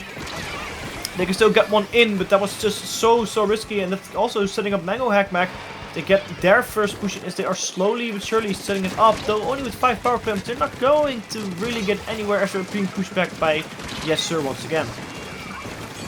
Yeah, Crab Tank can definitely be good both for offense and defense on Museum there. The Trizuka goes for the attempt at breaking it, but they just shoot too low and it hit the crab but not the player, although that did help breaking the crab sooner. But yeah, a lot of thin alleyways on Museum del Foncino, which does help the crab push into the enemy base there and have really not many ways you can approach them easily from being in the position of being in your own base. Yeah, definitely not. Yessir still holding on to a power clamp though. Two players down for Mango Hek Mek. So they're definitely in a disadvantage. But the bubbler from Senpai69 is huge because that is completely preventing anyone from Yessir to go in or shoot on those stairs. And that definitely shot them back, but 3 players down now for Mango Hek Mek. Yessir has a golden opportunity to go in, but they have to actually do it. And that's sometimes the hard part. 7 clams in the hands of Nico. The power clam now ready. 2 power clams on the ground, but I don't think they have the manpower to do it. Senpai going down once again, and 2 players are going on the outer side of that upper area. The Bouillon coming out, but 2 players already down. Only 1 power clams got in, but there's no one to respond to that. So there might be a waste of power clam as Nico picks up 1 power clam and decided to tell it to quit and not push it any deeper. And that might have been a waste of your first push, because as you all know, your first push is the most important one, because it's the only push where you get the full fat 20 points at the beginning instead of a measly 10 points because of the penalty. So that is a very big wasted push, and Mango is probably going to take big advantage of that as they are finally preparing to counter push. Yeah, when it came to them defending from that push, the sniper really was the last line of defense, but the Booyah Bomb came in clutch there, blocking the view of the sniper completely, letting them effectively run in for free and get the shield pop, which is what got them that push. So even if they didn't take too massive of an advantage of it, it's definitely early pressure on the enemy team, making them feel like they do need to get in there and even the score. Maybe soon. Maybe soon, I think it can be soon enough. Even out the score, Yessir is doing a great job at defending, but it looks like Mango Hek Mek is finally decided that it's their enough and wants to start the push of their own. They have 1 player more alive than Yessir, but can they also convert that into pushing the power clam into the basket? The Inksuka from Nico might have something to say about it, as the charger from Zay is forced back into the middle of the map. Zay still waiting in their base space to push. Bouillon Bomb coming out from Typhlo, just trying to get anything done, trying to get some splats, trying to push people away from potential camp pickups. Yessir is doing a great job holding back Mango Hek Mek, even if their lead is only 1 power clam. Yeah, definitely a lot of battles going in there. Oh, nice Booyah Bomb cancel there, keeping Yessir out even more. This might be a great chance for Yellow Team to push in and finally get their first pop. They have 2 power clams, so this could be huge. They get the pop. Oh, they missed the throw on the second power clam. Yessir not giving them even a chance to get their second power clam in. So both teams looks like they have pretty massively fumbled it there. Oh no, Mango Hek Mek does take the lead there with a few single clams. That is clutch. It is clutch, but it might be super important as this lead can decide to win the game. But Yessir is preparing for their own counter push. The last 30 seconds of this game, they can definitely do it. They have the clams, they have the power, but they only have 1 crab tank to do it with. The crab tank is used, quickly dropped out the power clam towards the teammate. Can the crab tank actually get some splats though? No, as the crab tank is splattered and with 2 players down for Yessir. The power clam is super close, but unfortunately not close enough. Wipe out on the side of Yessir. Mango Hek Mek is now going in full the defense, as I don't think Yessir has enough time or manpower to make another power clam, and are probably going to lose the game as someone at the last second finally disconnects. I was waiting for that to happen. Unfortunately, it was way too late to do anything because the time was already far past 1 or 2 minutes. And with that, Mango Hek Mek takes game number 2. Yeah, definitely a spin on Yessir from their dominating success in the last round. I do wonder what caused that disconnect. Did you notice connection problems during that game? I didn't actually see a lot of connection issues. Well, not any at all, really. So maybe someone didn't read the disconnect rules and just said, "Oh, I'm going to disconnect at the end so we can reset." Though it's a little. What if we didn't? What if we did not? I mean, honestly, I think in the latest tournament, it is very uncommon for people to actually do that. And you know, if you even read like the first sentence of disconnect rules, I mean, you have to disconnect super early when like not at the last 10 seconds. We're not gonna take that. Yeah, of course. You can't just rob someone of that dominating victory just at the click of a Wi-Fi switch.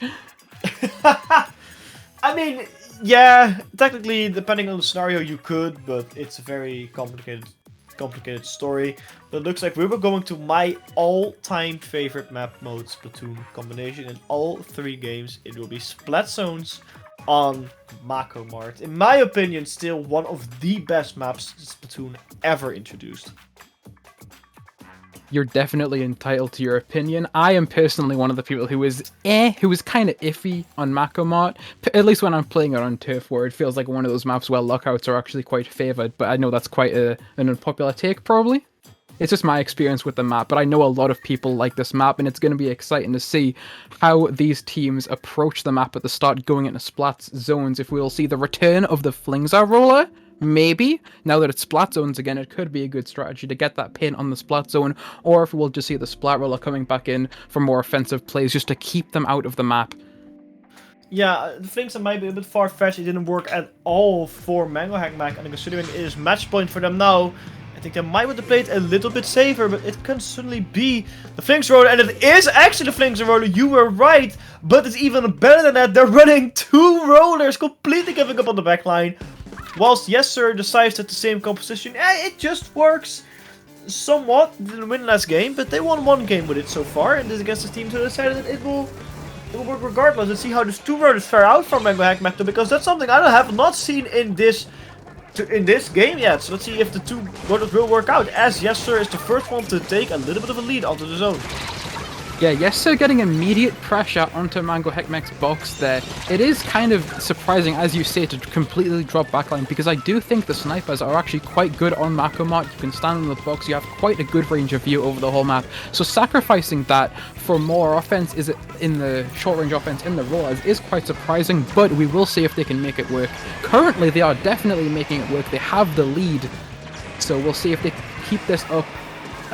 But if they do fall back, since they have given up some of their range, it might be harder for them to get back in. So I think they're relying really hard right now on just keeping up pressure and not dropping it at any point, because that could leave them a little bit done.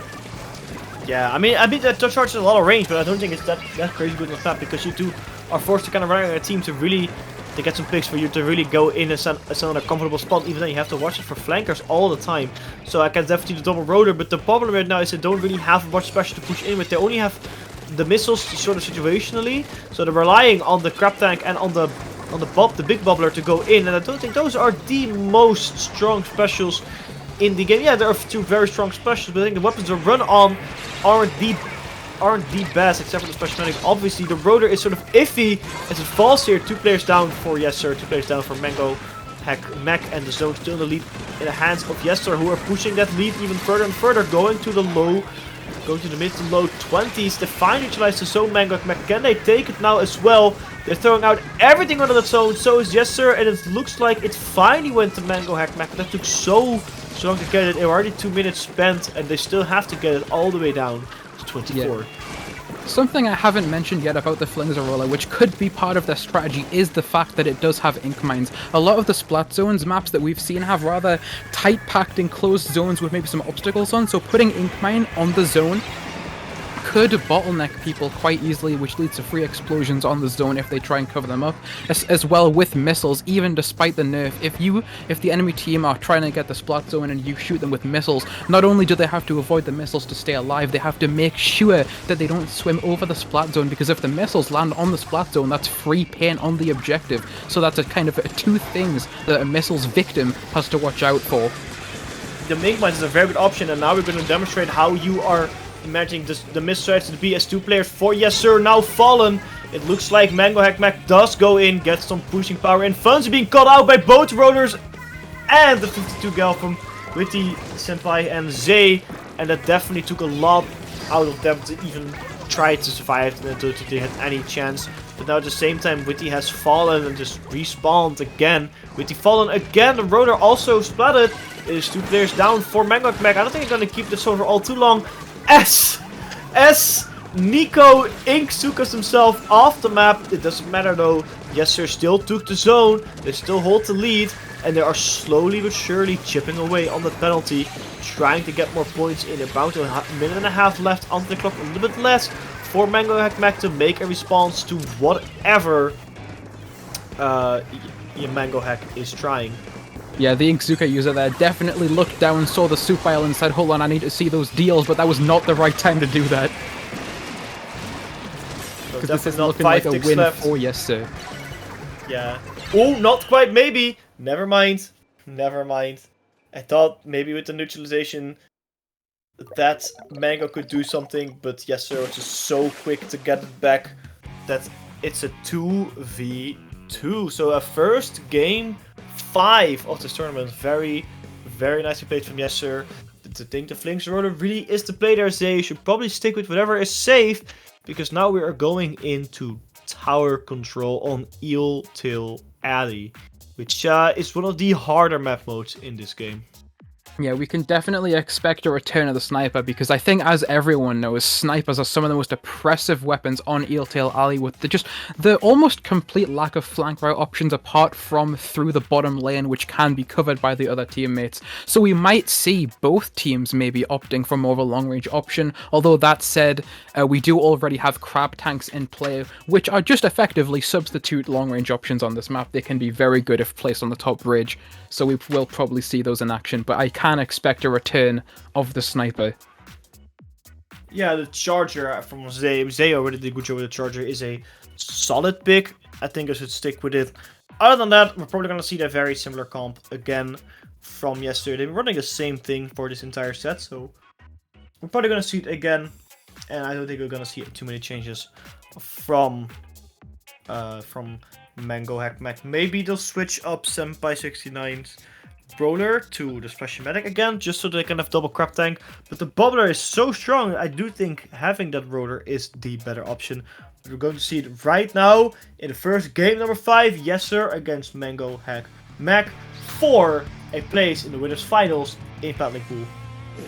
Yeah, you're right. It definitely will be interesting to see how soon they can get a bubble on that tower, because it is just such a safe option. And once again, they have just kept the same team comp on Yessir, so only one team has that big bubbler option, which might mean they do get those easier tower pushes when they do manage to get the rollout onto that tower to use the big bubbler. So it might be more of a fight from Yessir to try and get the same kind of pushes, although they are immediately doing that with the crab tank on the tower, immediately putting on pressure. So it might be more difficult. Yes, with the rollout down, it doesn't look like they're going to be putting the big bubbler on tower for that free push as soon as I think they want to. No, I think they don't have the big bubbler on the tower yet, and they're going to have a lot of points scored to only push it to 97, whilst Yessir is slowly but surely pushing it further and further. Only 69, my bad. I thought they were going to push a little bit more, but they have not done it yet. They are on the tower now, and they are on the checkpoint, which is only a couple points away, actually, from the start of the tower. They did push forward, and they are going to push this thing fast. Is already at the 60s and going further. 63 on the checkpoint, and it looks like Yessir is going in so that the Mango doesn't even have a chance to respond. Yeah, Yessir running in right now and really just telling the other team, your spawn? No, our spawn. This is ours now, our turf, our area. It's not belonging to you anymore. This whole map is ours.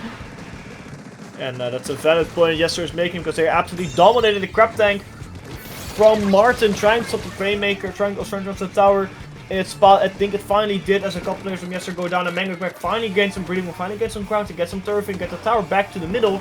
But now they have to push it all the way to 13 to get the lead, and it's going to be quite difficult for them to achieve, as Yessir is preparing for their first big defense.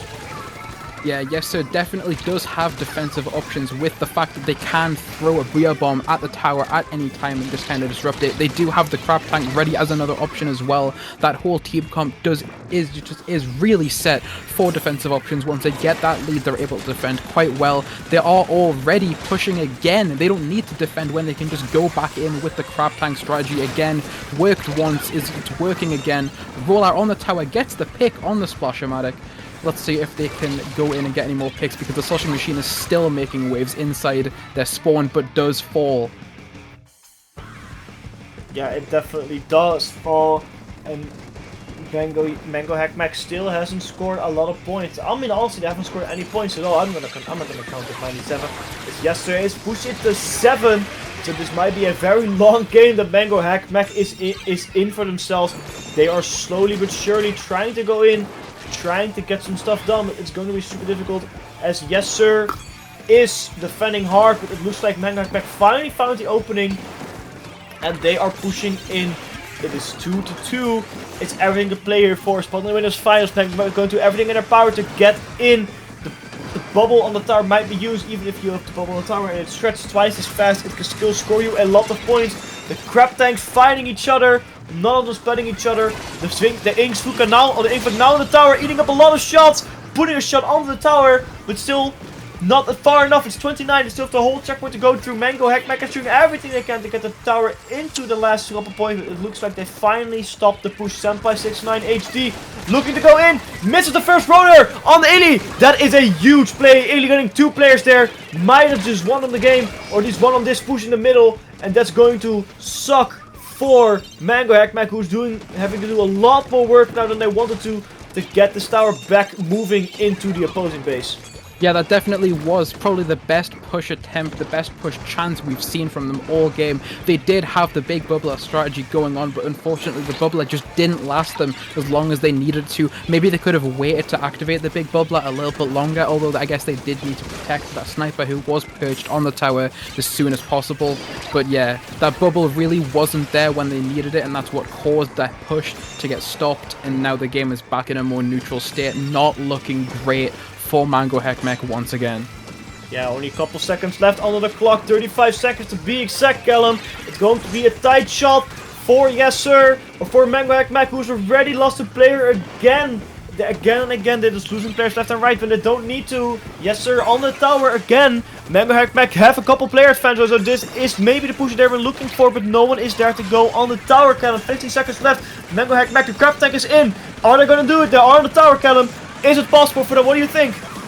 Could be possible. The crab tank's about to run out, though. It is getting pressure in the spawn right now, but it's probably not going to be there in the coming points, which is when those crab tank specials are going to be needed most. They do pull out the ink vac, which is going to be massive. That fully protects them. Well, okay, until it doesn't. But yeah, that is unfortunate. They do fail to get that last push in there. Yessir takes the win for good this time. Yeah, definitely they did. They fought tooth to nail. Yessir against Mango Hek Mek. It looked like Mango after the first game absolutely wiped the floor with Yessir, but Yessir came back, won one more game, and Mango said, "No, we're gonna take this third game." A little bit clutchy, and then Yessir decided, "Nah, we're going to take game number 4 and number 5, pushing ourselves into the first winners finals against Qatar, who won 3-2 against Penguin." So next set will be Qatar against Yessir. We'll be taking a small little break to get us prepared for this final set. You go and get some snacks, I'm gonna go get some water, and we'll see you right back.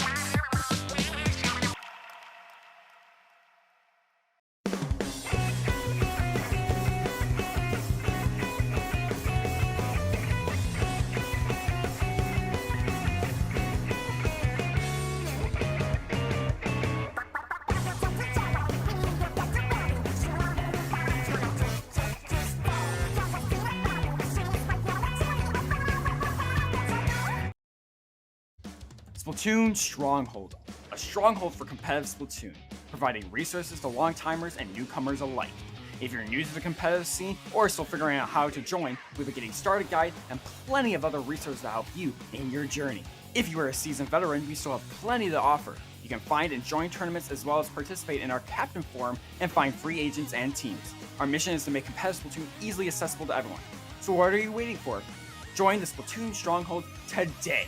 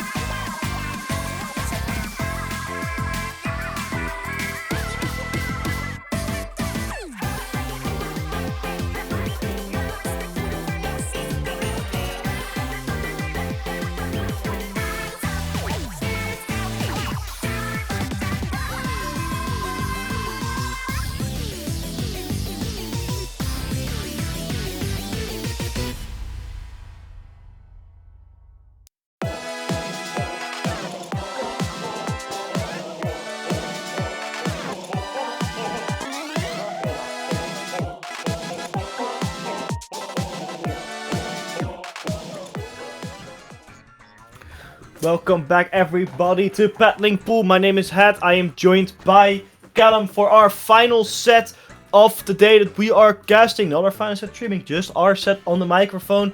It will be Qatar against Yessir. Yessir we just saw win 2 games in a row and they are very hungry for their third.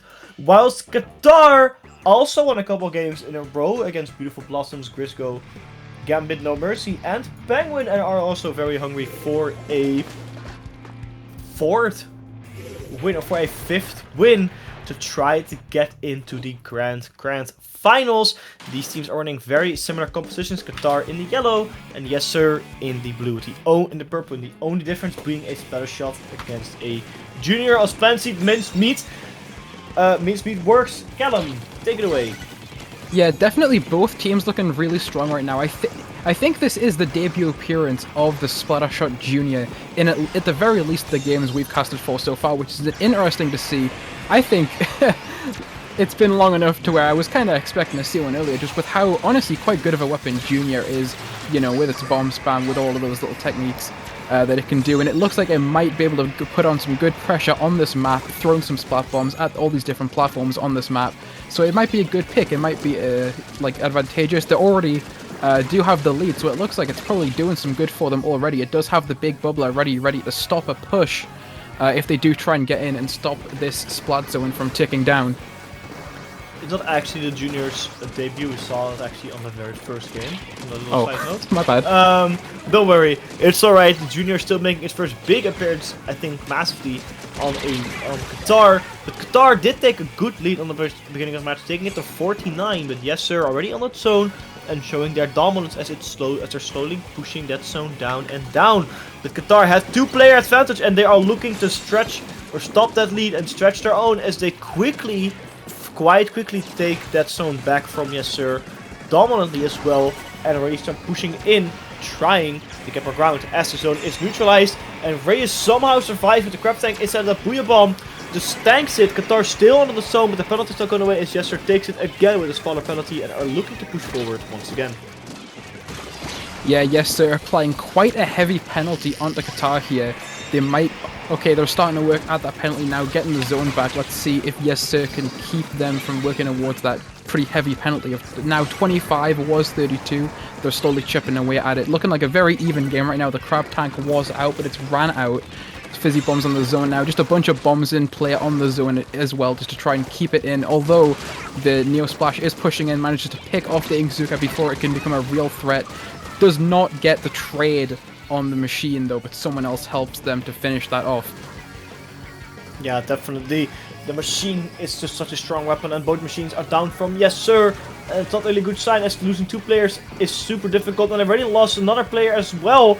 It is the splatter shot from Nico, and Qatar, with so little points to still push through to get the zone into knockout, is making it a little bit dangerous for Yessir. Reyes uses the crab tank with the booyah bomb quite safely thrown onto it, as they have access to 2 booyah bombs. Both teams do. Yessir did get some couple splats in and did take the zone, which is a very nice play, and they're working away against their penalty, which is now gone, and they're chipping away points on a normal counter out again. They're still a long way off towards the lead, 60 against 11. Then they have to push it quite deep, with 3 players down for Qatar. I think Yessir can hold on to this a little bit longer, as they make a little mistake when Nico falls. Yeah, they are definitely getting in there now. They did get the zone after picking off 3 of Qatar's members, which was a huge play, although I think the Splash-O-Matic there did make the mistake of going a little bit too far in, which led him to getting picked off quite easily by the Slushing Machine. So that is a little bit of Yessir's offense there taken away for a bit, although it doesn't look like it's going to matter. They have gotten the lead. Can they hold it with the Booyah Bomb? It looks like they're going to stop everyone from getting in. Yep, takes away that one member and makes the surprise comeback. I mean, it's not really a Yessir surprise anymore. They did make a comeback earlier in this tournament, but that was a very well-played comeback, especially at the end when they just dominantly shut everyone down one by one, and a Booyah Bomb just to finish it off and put themselves again into the lead of this best of 5 for the grand finals. Let's see if Yessir can keep it going, or if Qatar can get some nice counterplays in. How this works for you as well, Callum, because you haven't seen this probably But I think pools is a little bit different in semifinals, the losers finals and the winners finals, where the teams get the counter pick both the map and the mode. So Qatar can now pick a map and a mode for the next match. They can pick anything they want. It's inside the map pool. The only rule is you cannot counter pick a mode you already won. And, I don't think you can. You can also not counter pick a map that's already played in the set. So that is definitely an interesting rule set there. I think that's going to allow for much more of a back and forth set, because something I was kind of thinking there is whether we will see another patented Yessir sweep, as they've been really good at in the tournament so far. But being able to go back and forth with these counter picks might make that a little bit tricky. It makes you wonder if Qatar is going to pick a map mode which might make them change up their weapon comp. Maybe we'll see a different weapon slotted in here and there, or maybe they will pick a map and mode that fits the comp they've already went with even better than the one we've just seen. Either way, we'll be about to find out. Yeah, definitely they are choosing wisely, because you know these counter picks can make or break depending on how you choose it, because it's such a difficult decision sometimes. You know, you have to pick something you're confident about, something you think you can win it, but at the same time you also take in consideration what are your enemy's strengths, what are your enemy's weaknesses, and you have to gather a lot of information in the first game on how your opponents play in order to properly take a counter pick. Well, I can actually look into the chat of Paddling Pool to see if we have anything of insider information. It does not look like we have any, as I am waiting on to the next map mode combination, which I think will be Rainmaker on Hagglefish Market, if I'm correct. And yes, it is correct. Next game mode will be Rainmaker Hagglefish Market. We've seen it before, and I'm pretty sure this was also a map mode where Yessir was absolutely shredding here. So hopefully they can do it once again. Yeah, it'll definitely be us waiting to see if Yessir can repeat what they've already done earlier in this tournament and just completely dominate on Rainmaker Hagglefish Market. If you are excited for this game, I have just seen a LeChonk emote. Let's get more of those. Let's get more LeChonks in the chat if you're excited to see. You know what? Well, let's make a little game out of it. Post one LeChonk if you think Qatar's going to take it. Post two LeChonks if you think Yessir is going to take it. It's definitely going to be two little chunks for me. I'm going for Yessir.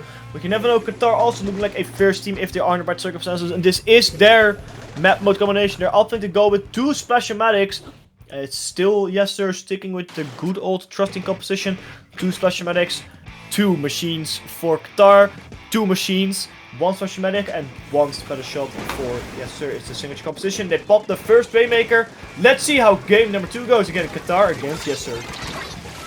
Yeah, Yessir. Oh, the sloshing machine looked like it was about to go in there and make some plays, but unfortunately they all ran in too far. Immediate wipe on Yessir's side. They just went in a bit too far, got a bit too greedy, and were immediately punished for it. This is looking pretty bad for Yessir, with Qatar is immediately coming in with a double crab immediately on the offense there. This is not looking good. They might be able to get a lot of pressure off this. I wonder if we can see a knockout anytime soon, or if they're going to get... Oh, okay, the Rainmaker rushes in there. Maybe could have waited a little bit longer. Oh, yep, the reverse wipeout. This game might start to get a little bit more even now as Yessir finally gets back in to start applying pressure themselves. Yeah, I think they will get some. I think the ground for Yessir will open a little bit as they are preparing for their first push. Booyah Bomb is coming out though from one of the machines for Qatar. The Booyah Bomb onto the Rainmaker, forcing it forward. The Rainmaker forward onto the checkpoint, which has been properly painted by the teammates. Is a good play. Even if it's 62 against 26 points for Qatar, they are still in contention. But Nico getting spotted there, two people jumping in. So unfortunate, it's just feeding time for that Splash-O-Matic, who only managed to get one splat, but still 3 players down for Yessir. Meaning Qatar has free reign to pop the Rainmaker for the pedestal and probably push it back to mid, but Lucas has decided to not pick it up and just leave it where it is, as the rest of the team are pushing in, trying to get more ground, trying to get special, and trying to push Yessir backwards. They already have a big lead, so they don't really have to push right now, but they can just hold and defend a little bit and stall some time for the later part of the game where the pushing might actually start to matter, as we see a bunch of specials coming out from Yessir. But I don't think these specials are going to connect, as Ixuka is almost caught out by Qatar's Booyah Bomb. It's a 2v2 scenario, so let's see how this team will play it out as Yessir pops the Rainmaker. Yeah, that Inkzuka was definitely a good thing to call out and stop there with the Booyah Bomb. That Inkzuka definitely could have been a threat, but it was definitely wasted there by the Booyah Bomb not letting it get in most of its shots, which could have been a huge chance for the one using it, but that was unfortunately cut off. And you're right, Qatar do just get to, if they want to, set up a brick wall defense instead of pushing in, because they don't need to, they already have the lead, which might let them take a bit of time, clear their heads, and kind of think about how Yessir wants to push in, because they do, unlike Qatar, need to actually do that. 100% they do. They have to make some pushes and they have to make some plays. They have one-man advantage, so they might actually pushing here. The Booyah Bomb is being used from, I believe, Luke onto the Rainmaker to stall out a little bit, but with both the machines down for Qatar. This is, yes, opportunity to go in, but they also lost players themselves. The machine now from Typhoon's respawning and slowly being pushed back into Make. Ryer's using a crab tank, trying to get some pressure in onto not Misa, who is also using the crab tank, but lost it just now. The Booyah Bomb Funcy coming out, trying to get some stuff done. The Booyah Bomb from Napia coming out to counter the Booyah Bomb and throw it on the Rainmaker. The Rainmaker is not moving a little bit of an inch, except for Misa pushing it back and splitting it with the 3 players down facer. Qatar again taking home that Rainmaker and preparing for their counter push with a minute and 40 seconds on the clock. They are wanting to get a little bit of an extra lead here just to be safe. Even if Qatar, even if Yessir still has to go past the checkpoint, technically they already claimed it, so they have to come past it. Qatar of course wants a little bit of a safer lead, but they are not allowed to push, as Yessir is going in quite deep and preventing any pushing happening from Qatar. Yeah, Yessir are 2 down as well. That's not good, and with that push there, Qatar did just have better use of specials. The crab tanks on the end of Yessir were just ending at the wrong time, which left the Rainmaker alone, ready to get picked off, and that's exactly what happened. So now they're making another chance though. We'll see if the sloshing machine can take out the crab tank user. It did force it to end a little bit early. We'll see if the Rainmaker can get in. It's making a leap. 29, that is a really good push, although it's not quite enough to take the lead, and now it's on a higher ledge. It's going to be difficult for Yessir to come in and reclaim that Rainmaker. Qatar, if they want to, can grab it and reset. That is an option for them, especially up on that ledge, which Yessir is going to have a great time, great difficulty reaching. I think actually a better play for Qatar is actually putting it in a very awkward spot, or at least into the middle, but it's closer for Yessir, because even if it was an awkward spot, it was a very easy to reach spot for Yessir if they were to spot the Rainmaker. The 29 push was a very good play, even if it wasn't the lead they were hoping for. It was a very good chance for them to push. It was a little of risky strategy, didn't pay off unfortunately, but it could have done wonders for them. We see 2 Special Medics fighting each other, but it looks like Lucas is the one victorious out of the Special Medic duel, and 3 players down for Yessir. I don't think they're going to have a chance, as Nico also fallen, and with that Qatar quite nicely seals the deal with a 26-29 game, a very close end. Qatar with a little bit more Rainmaker time and a little bit more map control overall won game number 2, and a very, very good counter pick. Yeah, definitely. You could see Yessir getting overly desperate there, just trying to run into no avail one at a time, not really waiting for each other, and that is what just cost them the ability to make any kind of final push at the end of that game, which is a shame to see, but it is understandable. You can't have everything in life. Unfortunately, it was a very strong display by Qatar, and the map mode they were super comfortable on it, and it definitely showed that a counter pick is definitely the place for your team to shine. And it looks like they are, if I'm correct, no, it looks like Yessir is actually subbing out one of their players. Not entirely sure if Ray is disconnected or if they're going to substitute them for another player, but it looks like Reyes has left the lobby, so might be a substitute for Yessir, just to up their chances a little bit. We're not entirely sure. They're also trying to discover or trying to decide what they want as a counter pick, so that also will be a little bit interesting to see what they are going to choose. What do you reckon they're going to choose? What do you predict? To be honest, I don't really have any predictions right now, because both of these team comps are just so all around and solid that I feel like they could just pick anything and I'd be like, yeah, I get it. I mean, yeah, the team comps are quite similar. I mean, it's to expect at the later stages of the tournament, you know. These are the top weapons, Special Medic and Machine standing out by a long shot, with the special shot being a nice little off pick if you want something else than Crab Tank and Booyah Bomb. Inksuka Suction Bomb is a very, very solid option. Yeah, it could be nice to see maybe another round of Clan Blitz, because I feel like Clan Blitz is the mode we've seen the least in this tournament, although that might just be my memory getting that wrong, but it could be nice to even out the mode usage a little bit. Oh, 100% Clan is the least seen mode. Groundless and Tower Control, I think, are two modes we have not seen a whole lot of, so hopefully they'll pick one of these two, but it might actually just be... No, I don't think Yessir can pick Splat Zones, because they already won a Splat Zones game. So I'm not entirely sure how that rule set actually works. I have to look that up.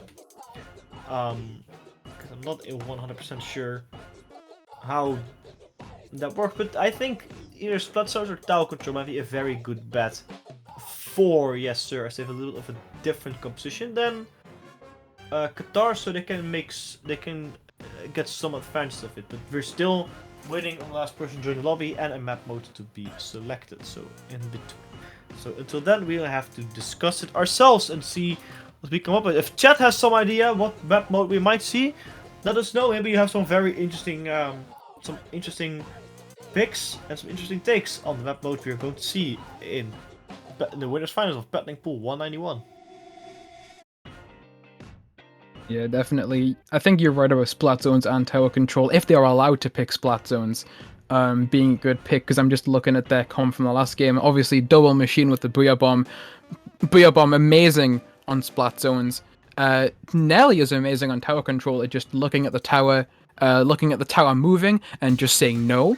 You're not allowed to do that until the Booyah Bomb is over. So I could definitely see them going for something like Tower Control in this set. Because looking at their comp, it looks really strong for that mode. A lot of answers to a team pushing in. Yeah, definitely. Tower Control is a very good pick. Splat Zones also might be one. I just looked it up. You can pick and Splat Zones again if you so desire to. So Splat Zones also a very solid option for Yessir, as they already won a game on it, and they've been showing quite a lot of dominance on earlier Splat Zones matches. So Splat Zones on maybe Ilto Alley or Mincemeat might be a very... Oh, I already have Mincemeat. So maybe on Surgeon Shipyard or something like that, it will be a very, very decent picks. The map pool is also decided for this game. So Splat Zones can be played on Hagglefish. We already had Hagglefish. On Infield Art Academy, Macro Mart. Yeah, Mincemeat, Metalworks, Museum D'Alfonsino, Surgeon Shipyard, and Wahoo World. And Tower Control can be played on Il2 Alley, Hagglefish Market, Infield Art Academy, Macro Mart, Surgeon Shipyard, and Undertow Spillway. So these are the map modes we are predicting. I'm going for Splat Zones on Wahoo World. I think that's a very solid option for them. Definitely could be. Booyah Bomb on Wahoo World Zones is pretty crazy, as if it isn't already crazy already, just because it does cover like that whole walled off area that is the Splat Zone. Although I myself am at least hoping to see maybe that Tower Control Sturgeon pick, just to get some map variety. You know, I don't think I've seen Sturgeon in our casted sets tonight, so it'd be nice to see Sturgeon make its grand appearance on my screen. I also don't recall a Surgeon Shipyard game, no, so yeah. It will actually be Splat Zones though, but it will be on Mako Mart, so a well-known and understood game. We saw it last set with Zay using the Flings Roller and unfortunately losing with it. So it's a well-understood map mode. It's a very it's a fan favorite from Splatoon 2, one of my personal favorites as well. I can see why they chose it. I think the mode is just something they're comfortable on, that they've won multiple games on already. The map, I mean, the map for weapons doesn't really matter. It's at this point personal preference, because you know both teams are running weapon compositions that are just so incredibly similar that it doesn't really matter what you pick at this point. It's just with match pick. These teams are looking like they are running this exact same weapon comps as last time. They do, so I don't have to upgrade my image. It's very nice. So let's see if Qatar is going to win this game or Yessir is going to win the counter pick, just like how Qatar won their counter pick. Find out in this game. Qatar in the yellow and Yessir in the purple. Yeah, shame we don't see the return of the Flings over all of that. Definitely would have been another interesting appearance, but I can understand this late into a tournament, you would want to just not take risks with something like that, which definitely didn't have its most consistent win rate in its usage so far in this tournament. I can understand wanting to stay with what's safe, which in this case is just the double machine doing good. Yeah, quick side note, we just saw Qatar being wiped out by Yessir, who are taking the zone towards the low 60s. They're already pushing past to the 60s and now pushing towards the 50s, even 2 players down. The zone is still in their control. It looks like they're finally going to lose though. It's lose a lot of players. Qatar is going in deep, but pushing at the 50, Illy alive on their own, trying to hold the zone. Decided that it may be not the best play. Opting out, trying to stay alive. They don't have a lot of crap tank anyway, so maybe the risk would be worth it, but respawning is a lot slower than staying alive and waiting at the back a little bit, so it's a very good play for Illy. There as Qatar is setting up to get their first big defense ready as Yessir is getting some pressure. Yeah, we will be seeing if Qatar can make this immediate comeback from Yessir's very quick, very good push, getting some good picks on Qatar very quickly into the game and getting a good halfway to done lead. Qatar does get the comeback though, and they are making pressures into the spawn of Yessir. They're set up with a crab tank right now. We're going to see if they're going to be able to keep that in position, in pressuring. It does look like they're doing a good job as well. This is looking like a pretty one-sided setup right now. Yessir don't really have control of their own spawn, which is not a good sign when the count is already at 10, although Qatar is losing members pretty quickly, so it will be up to the last remaining members of Yessir to maybe see a comeback. Nope, just a very quick game in favor of Qatar. That's a shame. Yeah, Qatar did not want anything to do with Yessir. Decided that now we are going to take this. If you can't win the World Cup, we're going to win Splatoon tournaments instead. It's what they're doing right now. Is they take game number 3 out of 5. So it's 2-1. Giving a match point, but again another counter pick opportunity for Qatar to hopefully reverse whatever they were doing. Yeah, and it's going to be interesting to see the next counter pick that is picked. It is always fun speculating what kind of counter picks that we're going to see next. I'm still hoping for that Sturgeon Shipyard debut. Can we see it? I'm gonna doubt it. I think they're still going with Splatoon. I think it is their best shot. But Qatar showing so much strength. It can honestly at this point be anything, and I don't have any predictions what's gonna happen, because Qatar right now is just on fire. You know, maybe even if Yessir got it to 50, Qatar just shot that door afterwards and just dunked it all the way to 0 in a very, very clean game. Yeah, it's like they just let them give themselves hope, getting it to 50, maybe we can take this game, and then just absolutely crushing their dreams in one fell swoop. Definitely unfortunate for them taking that. Yeah, it's a little of an L for Yessir, but I still think they have it in the bag. They can pick anything they want to. Though Mango Mainstream Networks and Hagel vs. Market cannot be played anymore in this set, so it'll be interesting because those are 3 very big common maps a lot of people like are gone now. So they opted to go for tower control actually. A little bit of an interesting choice, you don't see it all too often. And they went with Eeltail Alley. So that is a game that they won against ggwp played. And a very strong win as well. So this might be the one for them maybe, but considering how Qatar dealt with them in the last counter pick, I don't want to make clear predictions, even if it becomes so similar. Maybe they have to change it up a little bit, get some extra range in there, or some charger, or bubble just to counter those brutal machines. But if they one is going to counter bubble, I think both of them are going to counter bubble. So, you know, I honestly don't know. We just have to see and find out.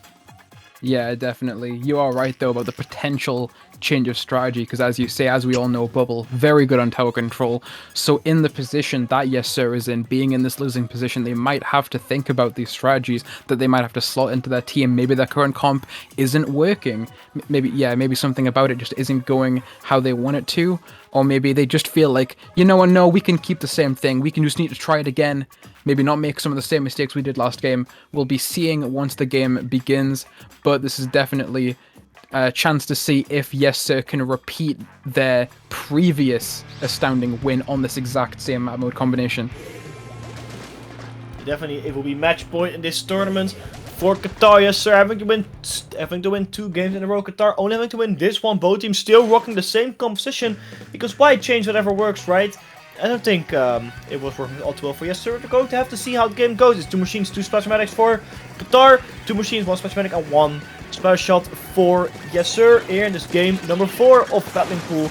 The match for the winners final potentially. Let's see how it goes as Yessir is the one taking the first advantage. Left mind is Qatar taking the first fight advantage. Is a 2 versus 3 fight.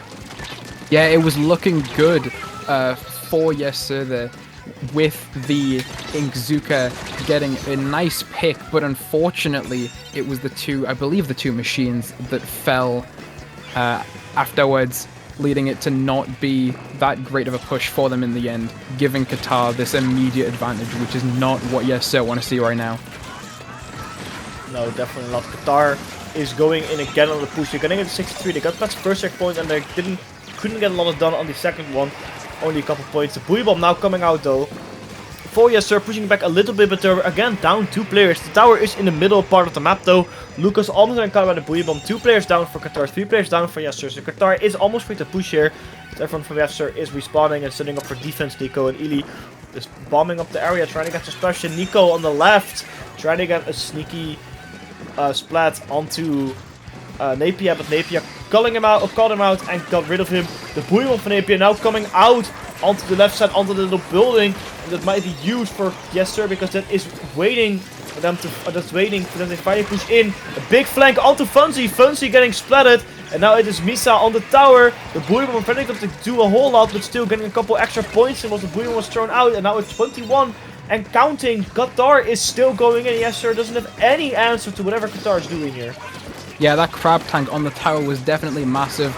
Definitely timed really well. That crab tank can cover a bunch of areas of the map. While it's sitting on the tower like this, there really isn't much you can do against it if you don't have something like Booyah Bomb charged. And then that player immediately took action after the crab tank ended, getting a really nice flank there, just keeping the push going. So it's still not looking fantastic for Yessir, just trying everything they can to get some of this map control back and maybe get, you know, a single point. It would be nice to see them get in this game.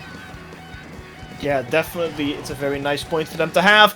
But Qatar also really wants to get the victory in. It looks like Yessir finally has found some ground to push in. They're going to the first checkpoint. Can they take it though? It looks like that they can, and they're pushing it forward now. It's against 80. It's 80 now. They're pushing it forward. Bouillon's coming out. A flanker from Misa, but Misa couldn't do anything with the flank. Now also Lucas the flank, but Lucas getting a trade there. The tower is stop pushing. It's a 2v2 scenario. Luke is finding a bunch of people. Typhlo getting rid of Luke. Nico getting rid of Navia alongside Typhlo. Typhlo also getting rid of Misa. Typhlo doing God's work for Yessir, but they still have to get the tower forward all the way to 16, and it's going to take some time as they are preparing for the second checkpoint and trying to take it. It looks like they're going to take it, but after that it's going to be difficult since Qatar is already there to defend. Yeah, definitely looking like a pretty good setup right now for Yessir, especially with the crab on tower, although it can't stay there forever with the Booyah Bomb immediately forcing it off.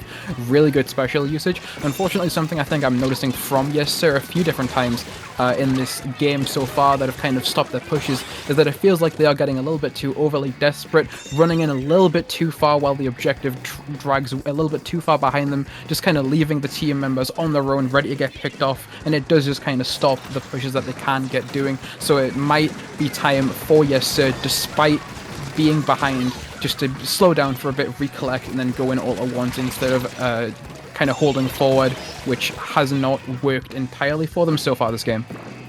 Yeah, I agree. They have to push in more together and not overly greedy, because that's what it's going to cost them now. They're still in. They're in so deep, but there's no reason to be in because the tower isn't even there. No one is there to push the tower. You're 3 players down, and Qatar is still going on the tower trying to quick, and you are only struggling, trying to do anything there. I know it was your spawn, but still, they have to go back a little bit and try to regroup, trying to get some specials there, because again, Qatar is on the tower, trying to push forward. Now they're just going to hold it in the middle part, because they don't really have to push anymore. They know they have a big lead. They know Qatar doesn't have a lot of time, or Yessir didn't have a lot of time. They can just sit there in the middle and wait till the game plays out. 26 seconds left onto on the clock of the game.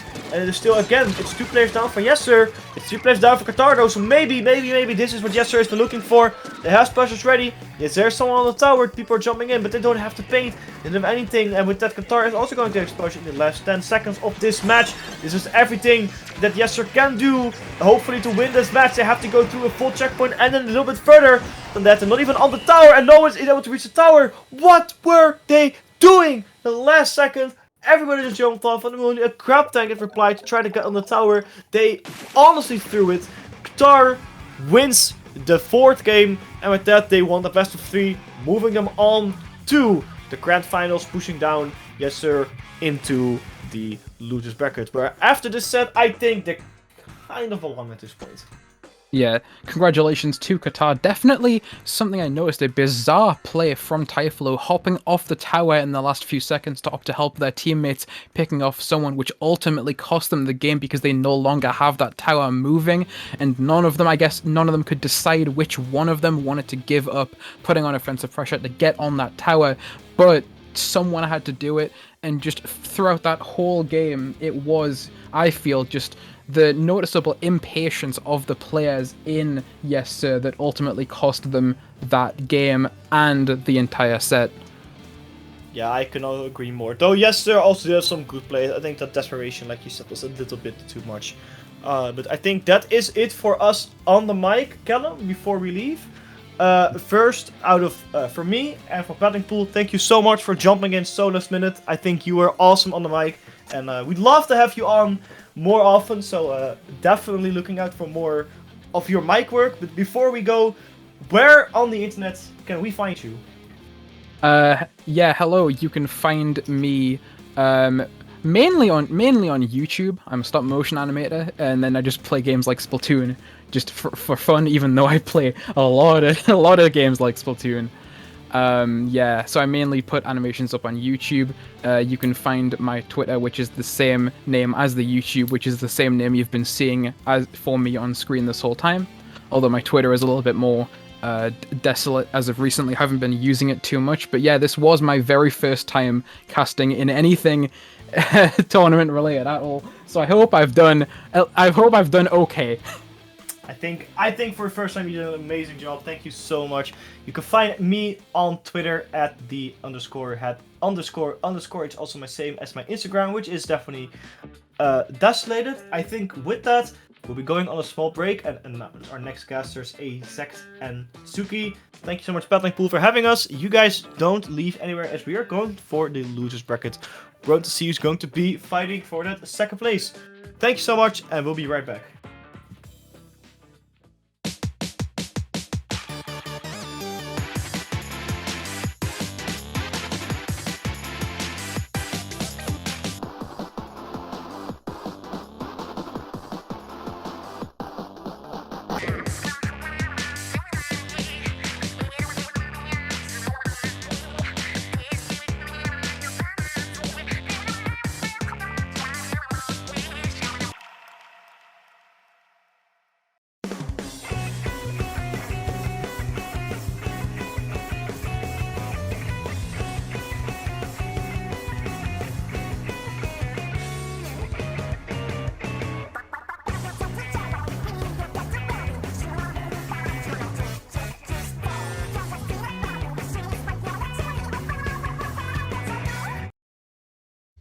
Splatoon Stronghold, a stronghold for competitive Splatoon, providing resources to long-timers and newcomers alike.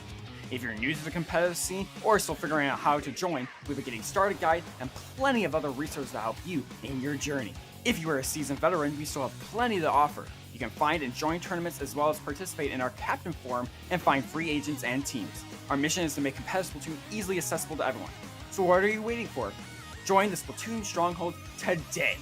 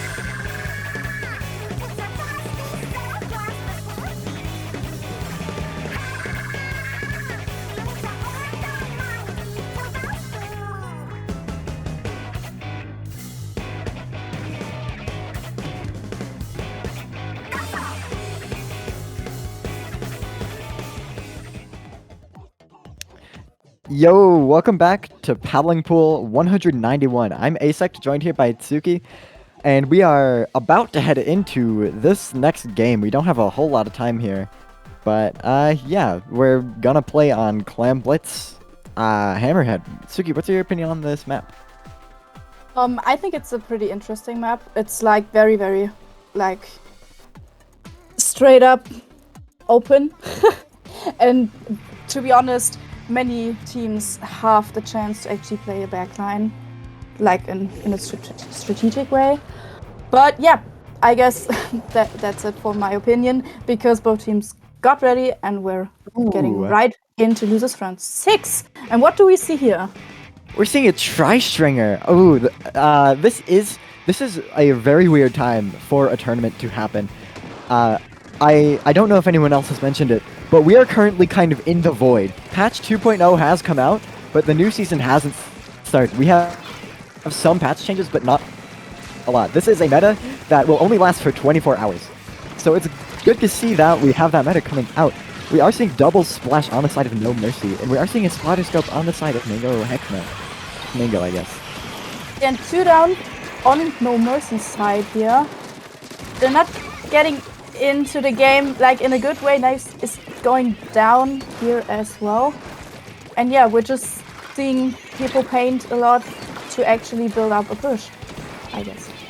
Yeah, that's a pretty big amount of momentum that they got there. It doesn't look like they were really able to capitalize off it though.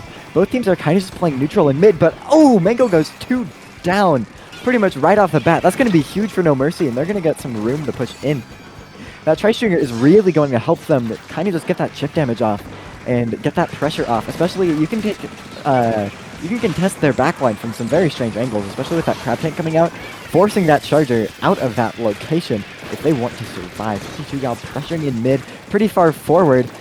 And they do go down, but this crab tank did find a way in, and they have gotten a pick, which is going to lead No Mercy into their own 2-down situation, with Mango passing some comes around, making a ball, trying to set up a push here. But No Mercy is going to be able to defend this fairly well. They have all their players back up. And they have a whole lot of burst damage with their the burst bombs, the machine, and the tri-stringer, all supplying a huge amount of chip damage, making Mango just move and stay on their toes. It's going to be very nice for them to kind of stall their push and delay it and find their way back in the mid with that crab tank. Yeah, right now we're seeing that No Mercy actually keeps their strategy up. Mango is trying to push forward, but actually the stalling is working out pretty well. Even a wipe on Mango's side here. And that's, of course, the best opportunity to actually start a push for No Mercy. And as we can see, they're in front of the basket, and actually they are scoring right now. The basket is open, and so the first push just started. But they couldn't make a clam ball very fast. They gave Mango time to get back in, and that's going to be pretty much the end of their push here, unless those 2 clams stalled out the basket enough for their team to come back in with more. But no, it's not going to be enough. Very small push just because they couldn't get a clam ball together. Very unfortunate on the side of No Mercy, but this does give Mango the chance that they need to potentially push back in. But they are still staggering just a little bit. The crab tank coming out is going to push them back even more, make some chaos. And this is going to be exactly what No Mercy wants to see, unless they go 2 down here, which they have. Oh, that's just picks are coming back and forth with jumps coming back in. No one can really get an advantage here. Everyone's just kind of going down, and both teams are just trying to find a way back in, trying to get their foothold. No Mercy has 2 clam balls. Let's say power clams and clam balls. The words kind of is going to be a fairly good push. Yeah, and it's worked out pretty well. They pushed below 50, and that's actually a better score than before. It's not easy to push below 50 sometimes, especially when both teams are going back and forth like they actually are doing right now. But yeah, Mango has 4 specials ready to actually push, and they're collecting clams as quick as possible right now. No Mercy is on defense, and actually we're seeing a crab tank coming out, and the specials are coming step by step. Yeah, these force specials are really opting for them to be. They're really shaping out to be good for them. That, in fact, letting them get in here, letting them get the clams in. They managed to force their way into basket, but they are starting to go down here. So, is it going to be very clean here? This is fairly good for Mango, since that does give them enough time to get more clams in, and they have taken the lead. This is really huge. There's only 15 seconds left in the game, and they've pushed it down to 15. But their charge being the last one alive, they are going to have a heck of a time defending this. No Mercy has been given a power climb from that push, and they are going to have to take it and use it as fast as they can. No Mercy has a lot of ground to cover, but they also have a decent amount of time. They have about 20 seconds to push back in, so they need to do something fast. They need to get the specials, they need to spiral this, they need to just do whatever they can, whatever it takes to get that climb into the basket and extend the amount of time that they have. But time is running low. Will they be able to get that climb ball in? Oh, No, they won't! The timer ends right before the climb ball gets in! And that is going to be game 1 for Mango. Oh, that's unlucky here for No Mercy. It was pretty close with that basket. Wow, what a shame. But actually a pretty strong push on Mango's side here. Yeah, it was really that one push that did it. Those 4 specials coming out really just gave them a way to get into that basket. Yeah, and they even jumped all in. of their climbs in. Yeah, they even took their pity and just jumped in front of the basket, which was Yeah. pretty good at this point. All it takes is one push. It looks like we are headed into Zones Wahoo World. Yeah. This map is pretty controversial in the community. Some people hate it still. Some people don't mind it. I think it's generally not an awful map. In Splatoon 2, when we had a bunch of good maps to work with, I can see why some people didn't want to run Wahoo World at all, because it isn't a fantastic map. But when you only have 12 maps in the game, and a good 4 or 5 of them are fairly bad, you kind of take all the variety you can get. I'd say Mako Mart is kind of the best of the worst. It's not a fantastic map, but it is okay to just add some variety to a weapon pool, because no one wants to be playing Sturgeon, Mako, Inkblot, Hagglefish as their 4 maps. Yeah, to be honest, I actually like to play that map and mode comp. I don't know why, but it's giving like some sort of changes when it comes to Splatoon 3. I mean, it's common for the Splatoon 2 players out here, so we're pretty comfortable with playing it. But yeah, we're looking forward to the new maps, I guess. Yeah, I think the biggest reason it feels different is mid is a lot easier to move through on this map. Like when those bridges are up, mid is very easy to move through. Especially compared to a lot of other maps. But yeah, we are headed into the game here. Yeah, we're in game 2, Wahoo World Zones. And let's see. Oh, 2 liters came Yeah, we have out. 2 leaders on both. One leader on both sides, 2 splashes on both teams. We do have Mango sticking with that 52 gal. I do think the 52 gal is a fairly good answer to Crab Tank. That splash wall can really just give you some space and kind of just deny the Crab Tank shots. And that whale can really just make a crab uncomfortable, because if you come at it from the right angle, like the crab can only strafe. It can't move forwards and backwards nearly at all. And so if you come at it from the right angle, then you can force the Crab Tank to go into ball form and face you to have to try and dodge. And that leaves their backside exposed if you do take it from an off angle. But it does look like No Mercy has taken a fairly dominant start here, kind of just locking out Mango right off the bat. Already down to 50 points in less than a minute. This is not looking very good for Mango. They need to find a way in very quickly here, or else they aren't going to be able to have enough time to cap the zone. And the time is still ticking down. And with Mango going down, it might actually be the game's end right here. Yeah, oh my god, on Mango's side, like nearly everyone's going down one by one after another, and now we're down to 6 points, which is pretty low, and Mango didn't even have a chance to push him. Dang, that Wow. game, that Wow, game that ended was before it fast. even began.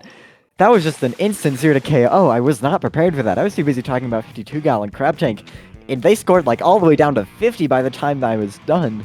Yeah, so Wow, that that was a a very pretty quick game. Yeah, it was very, very quick. So I guess No Mercy just wanted the mercy back for this match. So now we have a match point situation for both teams. Yeah, it's tied 1-1 here. Whoever wins this next set wins the set. Wait, the next game wins the set. And we're going on to TC Undertow Spillway. This is I've seen some things being said about this map. Some good, some bad. What's your opinion on the map? I think it's alright. It is weird. I think Undertow Spillway isn't bad. It's just really unconventional, but kind of in a refreshing way. The way the mid is split in half, the way there's all these like weird random bits of terrain on the map. It is very strange, but not in a bad way. I think some modes on this map are very weird. Like splat zones, I wouldn't run splat zones on this map just because the zones are so small, and there's not much you can do about that since mid is split in half and mid is fairly tiny. I think if anything, the map could use some changes to just basically add a flank route. I think if this map had a flank route, it would be very good. But Yeah. right now, I think it's just solid. It's Yeah. weird, but it's alright. So, like, I totally agree with that. There's something missing for this map, but it's still playable. It's pretty interesting to play on it, though. So, I'm very interested if we're gonna see any changes in the comps or anything. What the teams are going to do. And yeah, they actually are ready, so we're in round number 3. We've got a match point situation going on in losers round 6. And what do we see now? We're seeing a roller. You don't see rollers very often.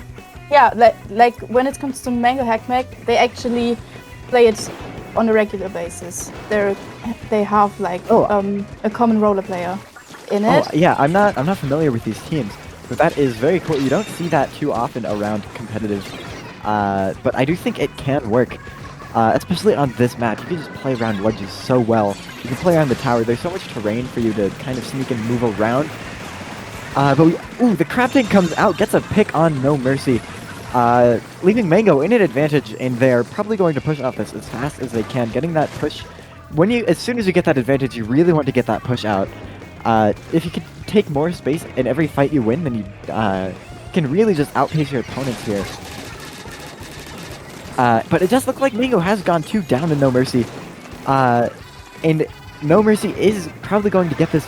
No, they already have gotten the first checkpoint here. It's hard to read when the map keeps flipping. But they're still spiraling Mango, and actually getting a big push. That's a very nice wave breaker spot. That's going to shut down pretty much everything that can contest them right now, besides the charger. Ooh, but then as soon as I say that, Oh, nice wipe. for a wipeout.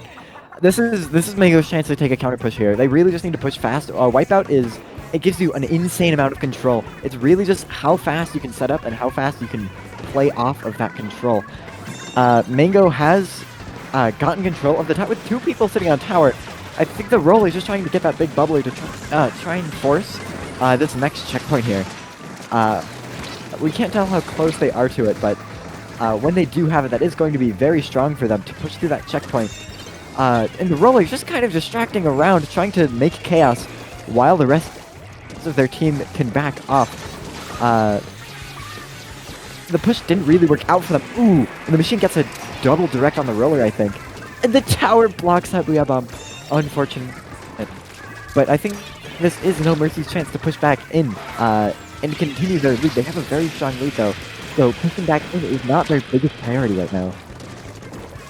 Yeah, I guess that No Mercy is actually trying to defend their lead here. And it actually works out right now. So they keep map control, they keep getting picks on Mango, and yeah, it actually works out. Oh, a nice triple from the 52 on No Mercy here. So that's a chance to actually push in this situation, and they actually need that to actually maybe get the lead. The 52 uses the whale, and now the push is just getting a log.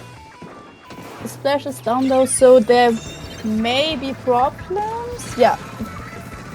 3 down for Mango in some kind of way because the splash respawned, and the roller is last in the situation and gives out jump spots. Yeah, Mango keeps getting these 2 down, 3 down situations, but No Mercy can somehow still hold that defense even when they only have 1 or 2 players alive. Mango has not been able to find an opportunity to get in there. Ooh, the charger on No Mercy hits a very nice shot on the enemy charger. But that roller pushing in, killer whale. Yeah, that roller pushing that charger all the way to the very edge, meaning that they didn't have. That is huge for Mango, and this could potentially be the lead right now if Mango has that fancy footwork, but it doesn't work out, leaving them just a couple of points away from the lead. But that is very huge for them. Now No Mercy is no longer in a comfortable situation. Pretty much the next team to get that push wins. The tower will move incredibly fast because there's no checkpoints. So whichever team can get an advantage, get a foothold first, and push forwards, the first team to get really any points here will take it, since it is all tied up pretty much. Neither team feels safer. Both teams are going to want to try to be defending as hard as they can while also trying to find that way back in. No Mercy is a little bit safer, but they can't hold this lead comfortably. And people are just going down left and right with the roller getting the pick on the machine getting the pick on the splash. It's kind of just a deathmatch here, with No Mercy trying their best to stall out the tower here. There are only about 10 seconds left in the game. Mango really has to find a way to get in, and they have to find a way to get in now. They need some picks, they need some specials, they need something. And no, that isn't what they need. The 52 gal goes down. Two people on tower. It doesn't look good. The Inkvac does go out to try and stall out on tower, but it isn't going to be enough. And No Mercy, it's going to take game 3, which is going to take the set for them. Wow, what a matchup.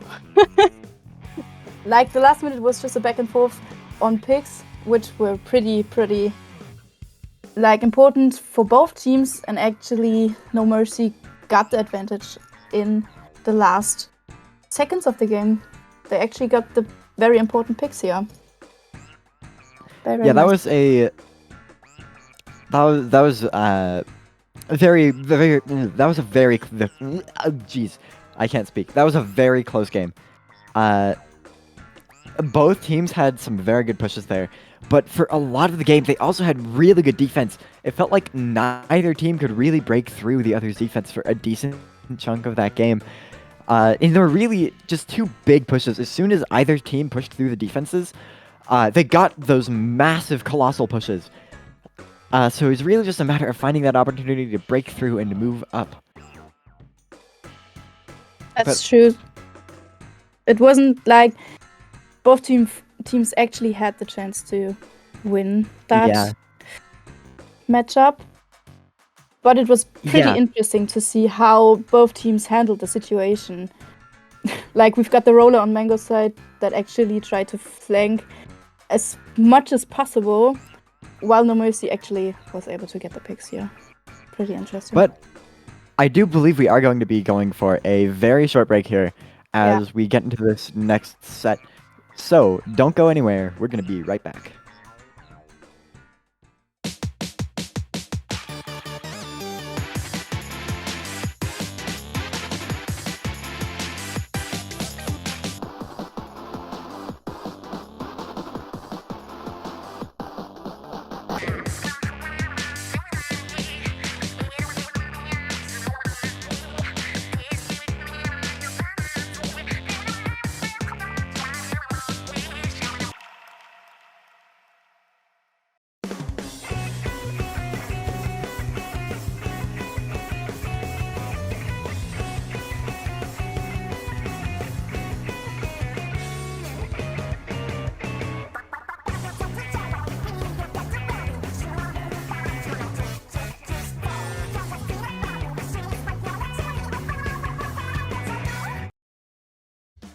Splatoon Stronghold, a stronghold for competitive Splatoon, providing resources to long-timers and newcomers alike. If you're new to the competitive scene or still figuring out how to join, we have a getting started guide and plenty of other resources to help you in your journey. If you are a seasoned veteran, we still have plenty to offer. You can find and join tournaments as well as participate in our Captain Forum and find free agents and teams. Our mission is to make competitive Splatoon easily accessible to everyone. So what are you waiting for? Join the Splatoon Stronghold today!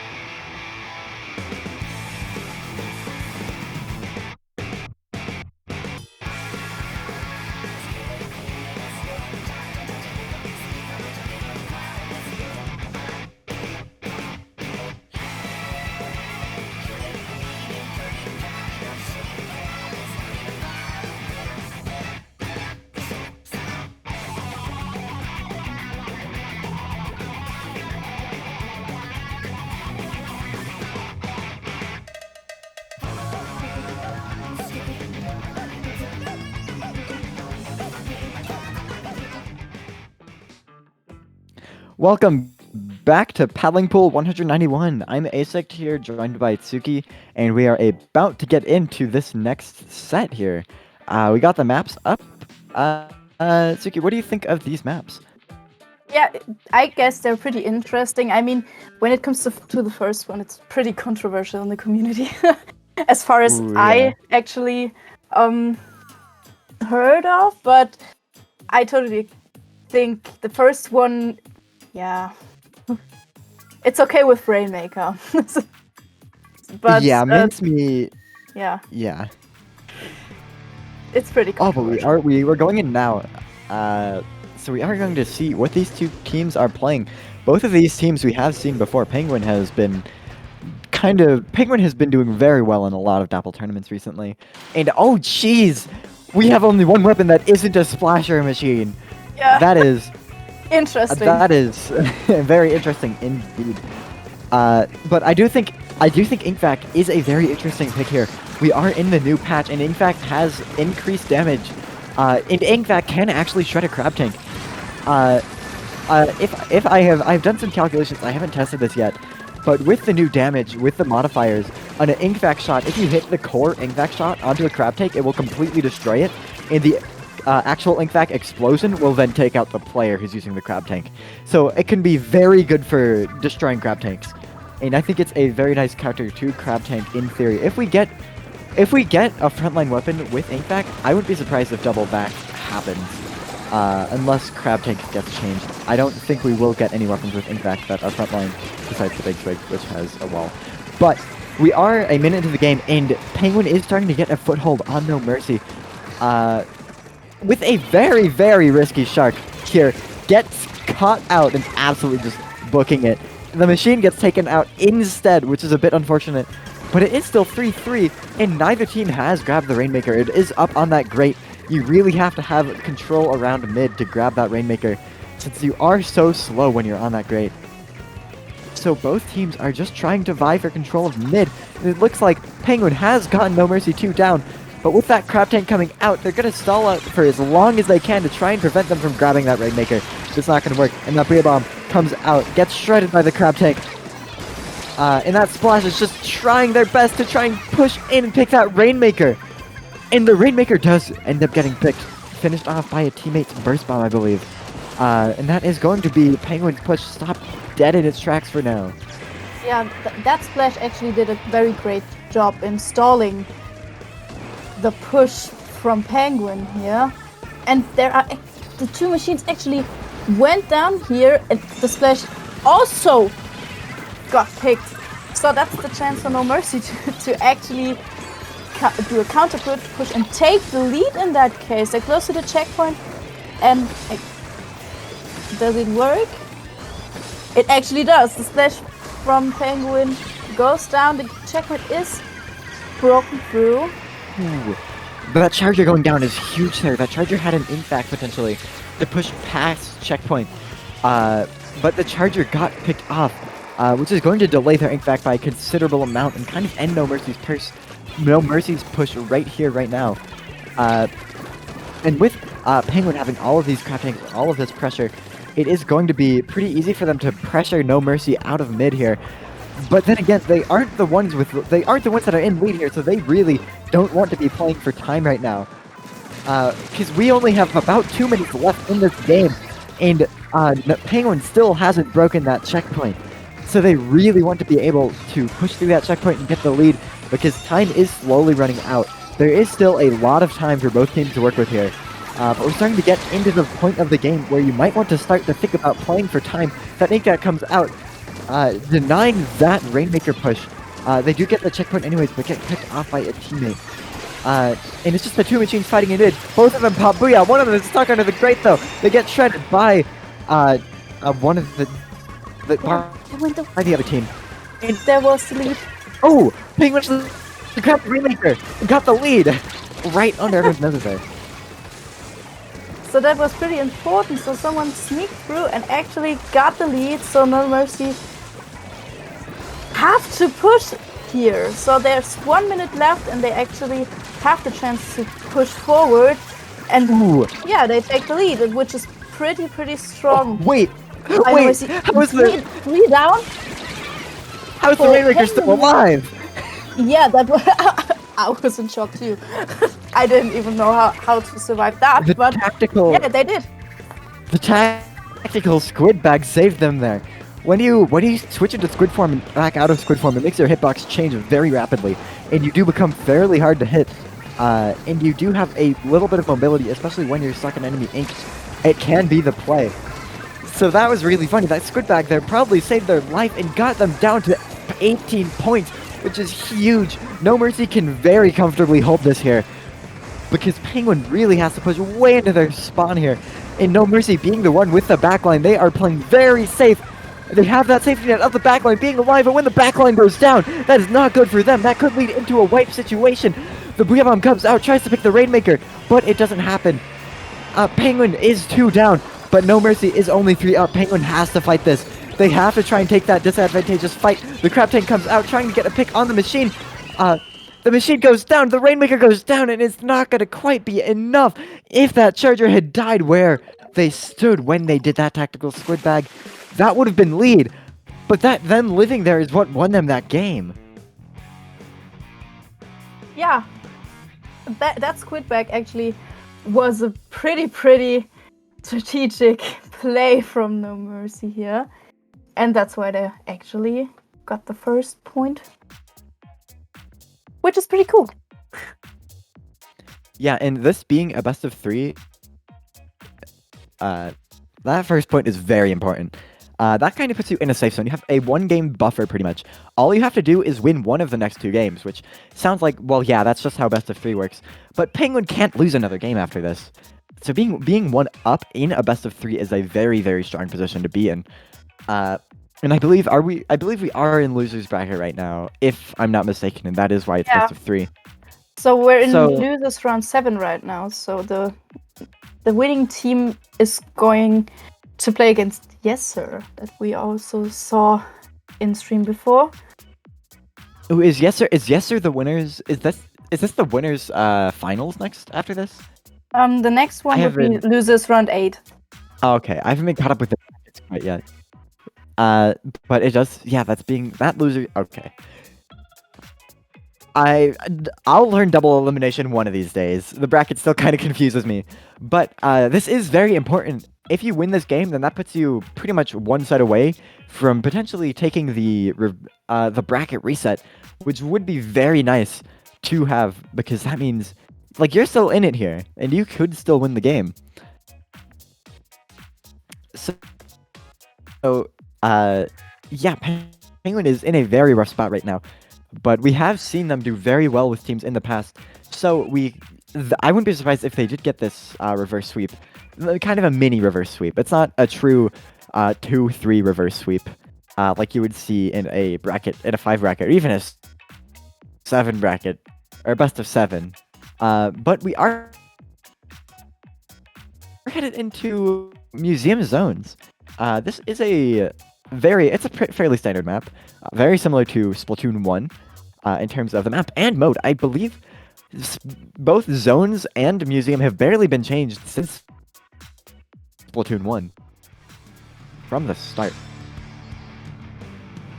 Yeah, but we we're are headed into the game. Match point situation for No Mercy here in the losers semifinals. Ooh, We're seeing a Flingzer coming out from Penguin, even after the nerf. Missile spam has been drastically reduced with the nerfs to missiles. You really cannot spam them now. And so it is very interesting to see a Flingzer. It is a more unique weapon now. I believe it isn't going to be as commonly played. Missiles is still a very good special, but it is a lot healthier for the game, and you really have no other choice to play off of your missiles when you get them like that. Because you can't paint for another missile for, like, I think it's 7 or 8 seconds after you get your missile. It is brutal. But it does force you to play off of those missiles very well, and it does bring it in tone with the special design of all the specials in Splatoon 3. So it's very nice to see here. Yeah, it's pretty cool that we actually don't have the missile spam like we did before. It actually changes the playstyle of the teams as well. So there's a change when it comes to the timing of special usage as well. And wow, with seeing No Mercy here pushing into the spawn of Penguin, which is working out pretty well. That was a clean pick from that machine, getting the Flingzer from all the way behind the wall. That is going to be very good for No Mercy and Penguin. Not No Mercy and Penguin. That's going to be very good for No Mercy. But Penguin has gotten into the zone here. They have gone 1 down, but they have those missiles at the ready. And they have popped them on the enemy team. This is going to scatter them, forcing the leader to jump out, and getting No Mercy 1 down. So this is Penguin's chance to push back in. but No Mercy's actually not going back into their spawn, even though they're 2 down. They actually try to hold the mid, I guess. The Soshina's last here gets a pick on Warlock, which is pretty important at this point. And they actually got the recap. Yeah, that's very good for them. They have the cap, they have the ability to push back into their plat now. They have Penguin kind of stuck there in plat, pressuring them with burst bombs, and that leader is going to keep them pinned in there. The crab tank getting instantly shredded by that E leader. Just saying, no, you can't have a crab tank here. This is very dominant for No Mercy to be able to push through this. And with them not being in the lead, it's very good for them to be in this situation. But Penguin somehow pushes back in and takes the zone, gets a pick on 2 of them, just leaving 2 splashes alive. And Penguin has started to push back into, just into their plat. This is very bad for No Mercy. The crab tank coming out, gonna pressure them, get a pick on that machine, potentially get a pick on the splash here, denying that crab tank too. The leader is going to try and pick that crab tank, but it isn't going to work out. And this is very bad for No Mercy. They have about 40 seconds to push back in here. The penalty actually is done for Penguin, so they are able to extend their lead a bit. They are down to 12, and that's not good for No Mercy at all. They can't push in to the zone or anything. I don't know. What is happening? It is. Oh my god. What's happening? Oh no, the lobby. Okay. Oh my god. I never. The game ended. The game ended. It finally ended. The game ended, so Penguin gets the win, I think. Yeah, Penguin. What happened there? The Just splashes zero were shooting here. at each other and nothing was coming out. And yeah, it's just Also- it's just freeze. I've been okay. While we wait for the lobby to come back up and all the people to get back into the room, I did just have a thought. So missiles, when you pop them, the special meter slowly goes down. What happens if you pop missiles and then throw yourself off the map with Special Saver? Because you'll just have another missile at the ready when you respawn, right? Just like how if you die in Crab Tank while the Crab Tank is still going, or Inkjet or something, then you still get some of the special. If you have those missiles and you have a bunch of Special Saver and you're just chilling near the edge of the map, or if you're just like if you pop the missiles and then die, you'll get another missiles extremely fast off your respawn. That is an evil strategy. Yeah, if it actually works out. The cooldown stays? Okay. I'm looking from chat. People tried it, but the cooldown does stay. Okay. That is very good, because that strategy would be very, very bad. That's true. And very good for missile users. And we don't want missile users to have a good time. I mean, we saw so many missiles in the past year. Like, the missile spam was intense and actually broke the game a bit. I am glad missiles are gone and missile spam. Missiles are still here. They're not an amazingly designed special, but I think now that you can't spam them out of your mind, I think it's going to be fine. Especially, missiles were the only special in the game that didn't have that property of when you pop it, you have to wait before you can charge another one.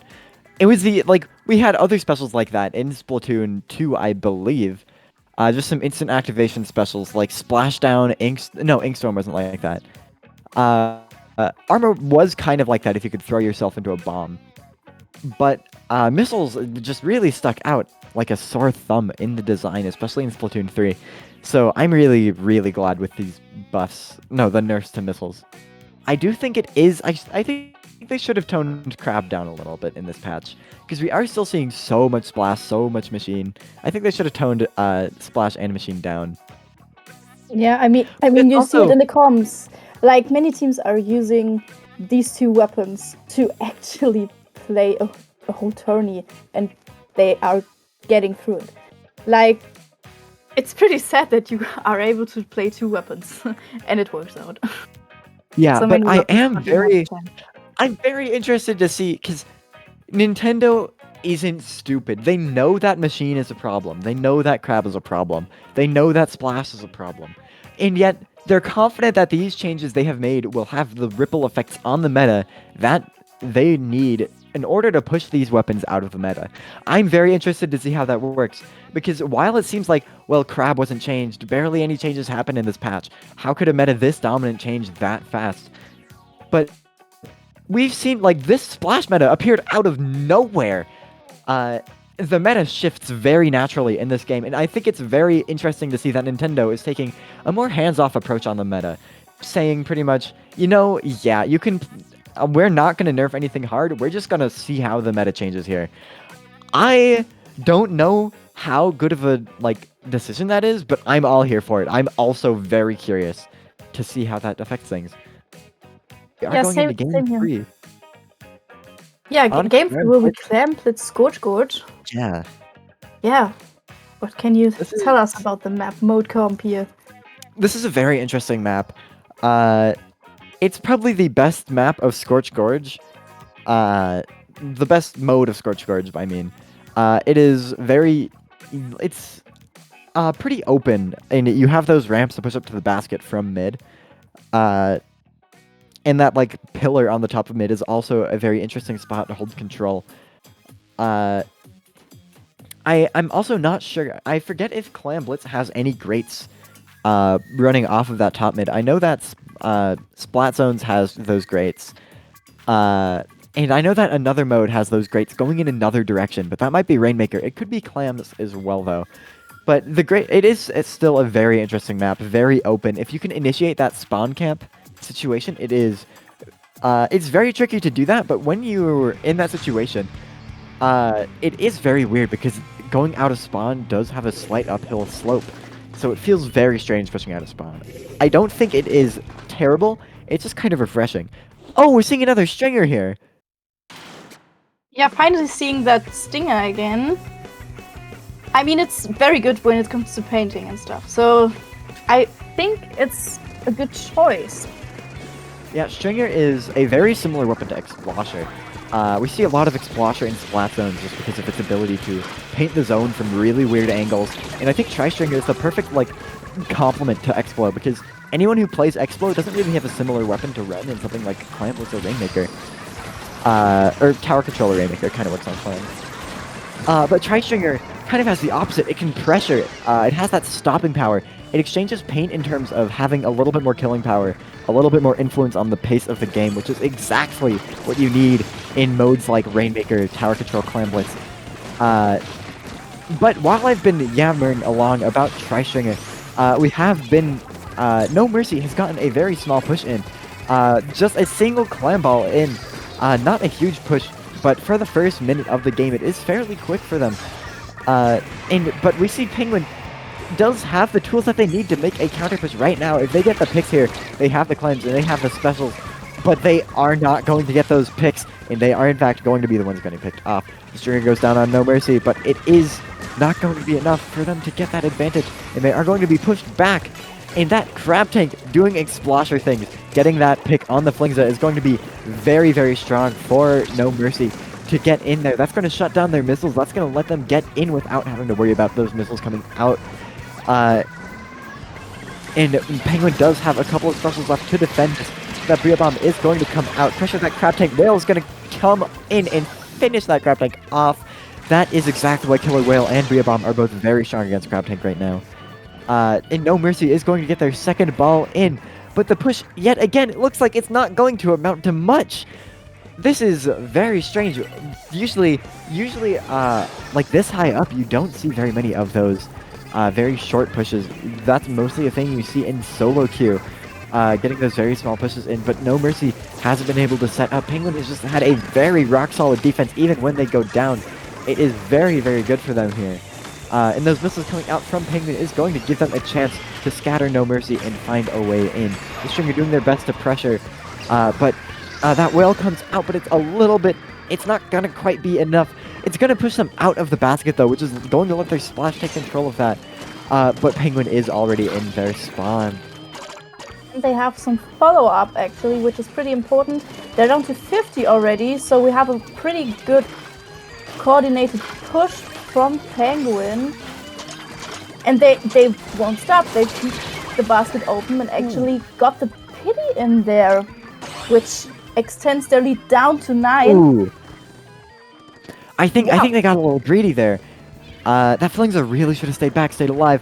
Them going down led to a wipeout on Penguin's part, which was going to give No Mercy a massive amount of control here. And for, what, 2 clams? It's not often to play, when you're the last one alive, especially to get those clams in. I guess they were just trying to force a very low score here, but they didn't have enough clams for a KO. That could have been a slight miscalculation on Penguin's part. But that is going to give No Mercy the opening they need to mount this counter push. They get the ball in, and most importantly, they do have follow-up this time. This is going to be very huge for them. Those missiles coming out are going to delay their push by just a little bit, but they are going to be able to get those clams in.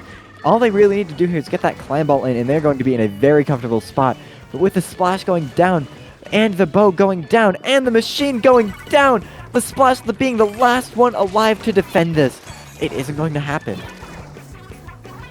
Yeah, it nearly worked out pretty well for No Mercy, but that push was actually not working out like they planned. So the defense from Penguin was pretty solid in that case. Yeah, but Penguin isn't in the safe zone yet. No Mercy only has to get about 60 or 70 points in to KO them. Only just a little bit over 50 to get that lead. In that, if they get those 2 balls in, that's 40 points. They only need a couple of clams after those 2 balls if they can find a way in there. So Penguin is by no means safe right now. But with that ball despawning, that is going to put a slight hamper on No Mercy's plans. But they will be able to find a way in, hopefully, if they can get these picks. And they need to find a way in here, or else they are going to lose this set. And with that crab tank coming out, this might be exactly what they need. The crab tank needs to get picks. This needs to be huge for them. They need to push Penguin back. With that whale coming out, those missiles coming out on No Mercy is not going to be fantastic for them. They get the score in, and they have that second ball. This is... Oh, they just need that ball in and 1 clam. This is going to be very huge for them. If they can get that ball in, they get the pick. And they just need to get that ball in here. And, oh, they just managed to get it in. They just need 1 more clam. That machine doesn't have a clam to follow up, though. And that is going to be a wipeout. Penguin taking the set by 1 point. Oh, jeez, that was... Wow, I'm lightheaded. Well, that push actually was pretty insane. Like, you saw how fast that push exploded into, like, nearly a lead. Pretty sad that the follow-up didn't work out here for No Mercy. Yeah, they just barely didn't have enough clams to get that in. And I'm kind of eating my own words here. That Flingza scoring those couple of clams in there is what won them that game. That Flingza, even though they died in the process, getting those couple of clams in there got them that score that they needed to get that just barely edge that they needed. Those 1 or 2 clams is what saved them there. If the Flingza hadn't gone down there, No Mercy might not have gotten... No Mercy might not have gotten that close. Because they would have been able to have a better defense, but it is slightly ironic. Yes, slightly. I totally agree with that. Oh my god. But that matchup actually was pretty intense. Like, very close matches. Yeah, No Mercy and Penguin are both very strong teams. And it's very fun to see them fight each other. That's true. So, Penguin takes the set and actually gets to play the losers finals against Yessir, which we will see in a few moments, so we'll be right back after a short break. Yep.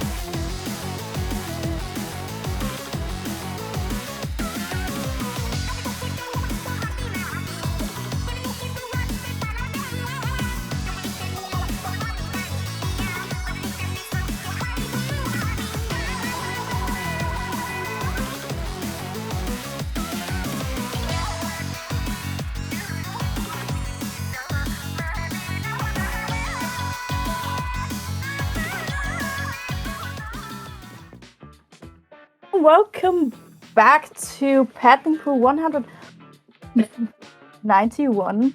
I'm joined by Asact, and we're actually in the losers finals now. We see Yessir against Penguin. Both teams were on stream already, and we got a best of 5 going on. First match will be flat zones on Hagglefish Market. Yeah. This map is very nice, very standard. It's good for a counterpick map. It's a very good first counterpick map. And we have seen both of these teams very many times before on Dapple Productions. It feels like Paddling Pool is pretty much just a tournament between like Yessir, Penguin, and like maybe a couple other teams. I've commentated both of these before. I might have commentated this exact matchup, but we are headed into Hagglefish zones. We are seeing that Flingza coming back out yet again. We have special power up on the missiles, which I didn't mention before. It is a very interesting pick. It just lets you get a little bit more value out of the few missiles that you can get, because that missile nerf is indeed very, very rough. We see a crab tank coming off of Penguin right off the bat here. Getting that pressure, that's going to be very good for allowing Penguin to push through this zone. And getting them just a little bit of control, but that Trizuka is going to stop them a little bit. Both teams trying to find a way to get around this zone here. Penguin still has the zone though, so Yessir's trying to get some picks, I guess, but we have a 3v3 situation going on. Yessir actually are able to get the zone for themselves, and they're pushing it all down to 80 at the moment. 2 down for Penguin, which is pretty good for Yessir. Yeah, Yessir is in control and pushing forward through plat. Oh, but the machine is trying to find that flank, but they get caught out. That Bria Bomb is going to be able to save them though, and get them that pick. That is actually, Penguin somehow got control of the zone, even though they are pretty much still locked out. That is going to buy them a little bit of time, actually. They still aren't in the lead, but that is going to buy them, that is going to get them a penalty. And just a little bit more time to push back in, buying them about 20 points worth of time. Giving them just a bit more time to get those missiles up, get the crab tank out, get the Booyah Bomb out. They really need specials to break through here. The missiles coming out, this is very good. We just gotta hope that Penguin pushes up with these missiles and pushes through it. Especially with that Flintza still not being able to charge their missiles right now. You really, as soon as you get those missiles, you want to push off of them, because you have no other choice. You can't stay back and farm for another missiles. You have to go and fight. Get as much value out of those missiles as you can. But it doesn't look like it's going to quite work out for them. They did apply that penalty to Yessir, but they still have gone down, and Yessir is still in control of the zone. The missiles coming out from that Flingza, you can just see how slowly that timer ticks down. Up at the special meter, that they are just now able to charge their next missiles. So that is a very, very hard nerf to those missiles, and is pretty much exactly what missiles needed in order to be balanced and not annoying to play against. Yeah, as we just saw, Penguin was able to get a few picks on Yessir, and they have the zone for themselves. Yessir's trying to get into the zone again, but they actually are 3 down again, which is why the shot is jumping out to back off and not die on. Yeah, that is kind of the price you have to pay when you're playing a comp this short range. You don't have an anchor, you don't have anyone to back up your push. If things go wrong, when they go wrong, you are going to wipe. And that is a very bad situation for Yessir right now. With about 5 seconds left to capture the zone, it is just going to be a painting battle. Both teams doing their best to try and paint the zone here, and it is just a machine on Yessir getting that pick, but it's not going to be enough, and Penguin is going to take the first game. Wow, pretty intense gameplay in the last seconds, as we just saw. It was a pretty close matchup already. So I'm very excited for the upcoming matches to be there. Yeah, this is counterpick, so we don't know what map is going to come out, but Yessir does know, and they can control it. So they're going to have to decide, what do we do about that? We know the kind of comps that Penguin is playing. So what do we do to counter that? Because they are playing similar comps, so it's really just who is more comfortable on these maps. trying to find a map where that Flingza is not going to work very well, where the splatter shot is going to find a lot of value from the Trizuka. Exploiting there are very few differences in their comps, but exploiting those differences as much as possible is going to be what wins them these games here. Because if you're running a mirror comp, then there really isn't much you can do to get a foothold over the other player, or the other team, other than just be better and take smarter fights and play smarter. But when you have those little differences, you still do have to do that, but you can also use something like, we have a Trizuka, we can use that Trizuka. They don't have a Trizuka, they can't use that Trizuka on us. Getting those small differences is what makes the difference. And so even when you're we see so many like splash machine comps, the comps do still play differently. The different weapons that you put in for the second or third slot is what gives it its flavor. Yeah, that's true. So we actually got the counter pick, which is tower control on Undertow Spillway. Very interesting pick. We saw this map mode earlier in the stream. I can't remember if we saw Penguin or Yessir playing this map, but it is a very interesting pick. I bet, given that this is Yessir's pick, I bet they are trying to play for like the shorter range here, because they do have slightly less range with that splatter shot. They just really want to try and get that splatter shot kind of in there, under the ledges, trying to do a lot of stuff. But on the other hand, the Flingza has a lot of room to play around under these ledges, especially after they pop their missiles and they can no longer really farm them. Then the Flingza has no excuse not to just go try and hide under a ledge and try and just get some free picks. Since you really can't contest a roller that's underneath a ledge, you have to bomb them out, you have to move them around. You have to find a way around them. You can't kill them directly, you just have to move them. And then by the time they can charge their missiles again, they can just back out. So it's going to be very interesting to see how these two teams play it. And if they even change their comps, which they have. Oh, they have changed their comp. Yessir is still running the same comp, but Penguin has opted to run a junior. Given that this is tower control and given that missiles have been nerfed, it is an understandable decision. Big Bubbler being a very powerful special on tower control, especially on this map, where there are just some massive checkpoints that you really, using that Big Bubbler to try and break through the checkpoints is very good. But it looks like, Yessir forces the junior to pop the Big Bubbler early, which is going to be very bad. That Big Bubbler lasts a very long time, which can be a blessing and a curse. With that Big Bubbler lasting so long, you can't charge another one for a while. So if the enemy team doesn't shoot at it, you are going to be stuck without a Big Bubbler for a very long time. But Yessir has started to push. They have gotten just a little bit of an advantage. That is exactly what they need. They need to take that advantage and push off of it and use that to take control. Taking down the crab tank with that Booyah Bomb is going to be very strong for them. Penguin does have that Big Bubbler, but it isn't going to be very useful on defense unless that junior can somehow get on the tower. And even then, that is not a surefire way of winning that.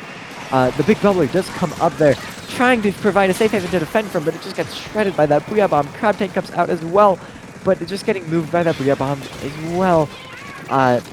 Yessir is using very good special coordination to continue this push through it, get that momentum. They are one down, but they are still trying to fight through it, taking that disadvantage and trying to turn it into a neutral and maybe even an advantage if they can get lucky.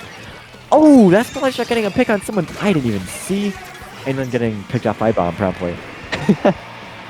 Yeah, they actually still are trying to push, but the machine goes down by the other Slushy. And we got a wipe, which is pretty good for Penguin, because they actually get the chance to push themselves, and they need to, because Yessir already passed 2 checkpoints, which is pretty good for the first few minutes of the game. Yeah, getting that first checkpoint is pretty easy, but that second checkpoint is colossal. The enemy team has so many options to defend that checkpoint from, and it is a large checkpoint. It is a nightmare to break through. You really have to get a huge advantage here with the... What is happening? How did the Splash not die there? That was very unfortunate. That's a junior RNG moment. Yeah. But that is going to be very good for Penguin. Getting a 3 down on Yessir is exactly what they need to break through this checkpoint. And now it is checkpoint and checkpoint. The game is pretty much all tied up. Yessir is in the lead, but Penguin barely needs anything to push through this. The big bubbler and the Booyah Bomb is going to be pushing them off of that tower. But no one is there to capitalize on it. And they were so close to like taking the lead for themselves, but they won't stop here. So we see a crab coming out, but that gets denied by the slushy machine. And that is why Machine is so meta right now, because it counters Crab Tank. The Booyah Bomb counters the Crab Tank, it makes it move. But then you can also use the hitbox to kind of slosh behind it and around it in weird ways, which can be very good for countering it. And it is a fairly good answer to Crab Tank, which is why it is so common right now. Very, very precise shot by the Trizuka here. And we have 3 down on Penguin's side, which could be even more game-changing because Yessir actually has the chance to extend their lead. Yeah, that is the power of having those checkpoints. Right now, Yessir would still be at that checkpoint. We are seeing pretty much an exact mirror match of what Penguin went through on their big push, except the difference is Yessir had that checkpoint already broken through, and they have pushed all the way down to 7. But they have wiped out for it, the Splash-O-Matic being the last one left alive on Penguin, taking as much space as they can, as much paint as they can, trying to get that Crab Tank, trying to just defend this here, because they really need to try to find a way in, setting up as much control as they can. They really just need to break through Yessir's defense, because Yessir has a huge lead, no more checkpoints left. Penguin really has to find something here, and when they are 3 down, that is not what they want to see. In the last 30 seconds, the Splash going down as well. Penguin really has to come up with something very quickly here if they want to have any chance of winning this set. Yeah, they still have 15 seconds left though, but that isn't much time to actually like build up another push. They have to do very good special coordination, get some picks to actually get the chance for one last push here, but 2 down, 3 down on a wipe on Penguin's side, which decides the game for itself. Yes, indeed. That was a very well played game by both teams. We saw a couple of huge pushes there, but one team got 2 pushes and one team only got 1. But that second push is what did it for them. Getting that 3 down situation was huge. Especially when they didn't have that checkpoint, it just gave them so much space and so much speed to get that tower way into the enemy's base. Yeah, these pushes that we just saw were pretty good. Like both teams pushed pretty far, but Yessir actually got a pretty good defense in the last few seconds of the game. And so Yessir has tied the set up. So we are seeing a 1-1 situation going into basically a best of 3 at this point. It's going to be very interesting to see if they're going to keep trading wins, if they can keep trading their counter picks. Penguin is going to win here. But if Yessir wins one of Penguin's counter picks, then Penguin has to win one of theirs, or else they lose. So it is going to be very interesting to see if they can win their counter picks here. Yeah, I mean, it just worked out pretty well here for Yessir, right? So I guess we're gonna see like some pretty intense matches still. And I'm like very curious what we're gonna see next for the 3rd match. Yeah, it is. As I said, both team comps are very similar, so exploiting those tiny differences is what's going to make or break the difference. Also, familiarity on maps is going to be huge. Because there's so few difference in the comps, another huge thing is just going to be how familiar you are with the map, how comfortable you are. If you're more comfortable on the map, when the enemy team has pretty much a mirror comp, that's an advantage for you, and that is going to make the difference. If the enemy team is uncomfortable on the map, which could have been what happened there. And we actually got the counter pick now, which is Clampets on Scorch Coach. Just what we saw in the previous matchup. So this is a match that Penguin won, I believe, right? Yeah. So they know how to play this map. This is one of their comfort picks, and that when you're fighting a mirror comp here, that is going to be what you want to see. When the comps are so close together, yeah, that difference of comfort is going to be a very big advantage. But we are headed straight on into this game here. We're gonna have to see if either of the teams change up the comps for this map. It is a fairly large map. I wouldn't be surprised if we see a charger or something. Yeah, we see Penguin goes back to the Flingser, while Yessir still plays the double slashing. Yeah, this is the same comps from game 1. Having those missiles here on such an open map is a mixed bag. Because on one hand, the enemy team is going to be more spread out, but on the other hand, those missiles are going to be popped from more far away, and they're going to get you just a little bit more space when the enemy team backs up. I do think they are probably better on cramped maps though, because the cramped map means the missiles are a lot harder to dodge, they force you to scatter a lot harder. But they, by all means, still work on this map, and especially in Clam Blitz. And we are seeing Yessir and Penguin both going for clams here. Both trying to find a way in. That machine dying on Penguin's side is not what they want to see. That is Yessir's advantage, and they are going to use that as much as they can. The Splashmatics are trying to get out for their lives here. Throwing so many burst bombs there. We are going to see another splash go down on Yessir's side. This is a huge momentum swing for Penguin here.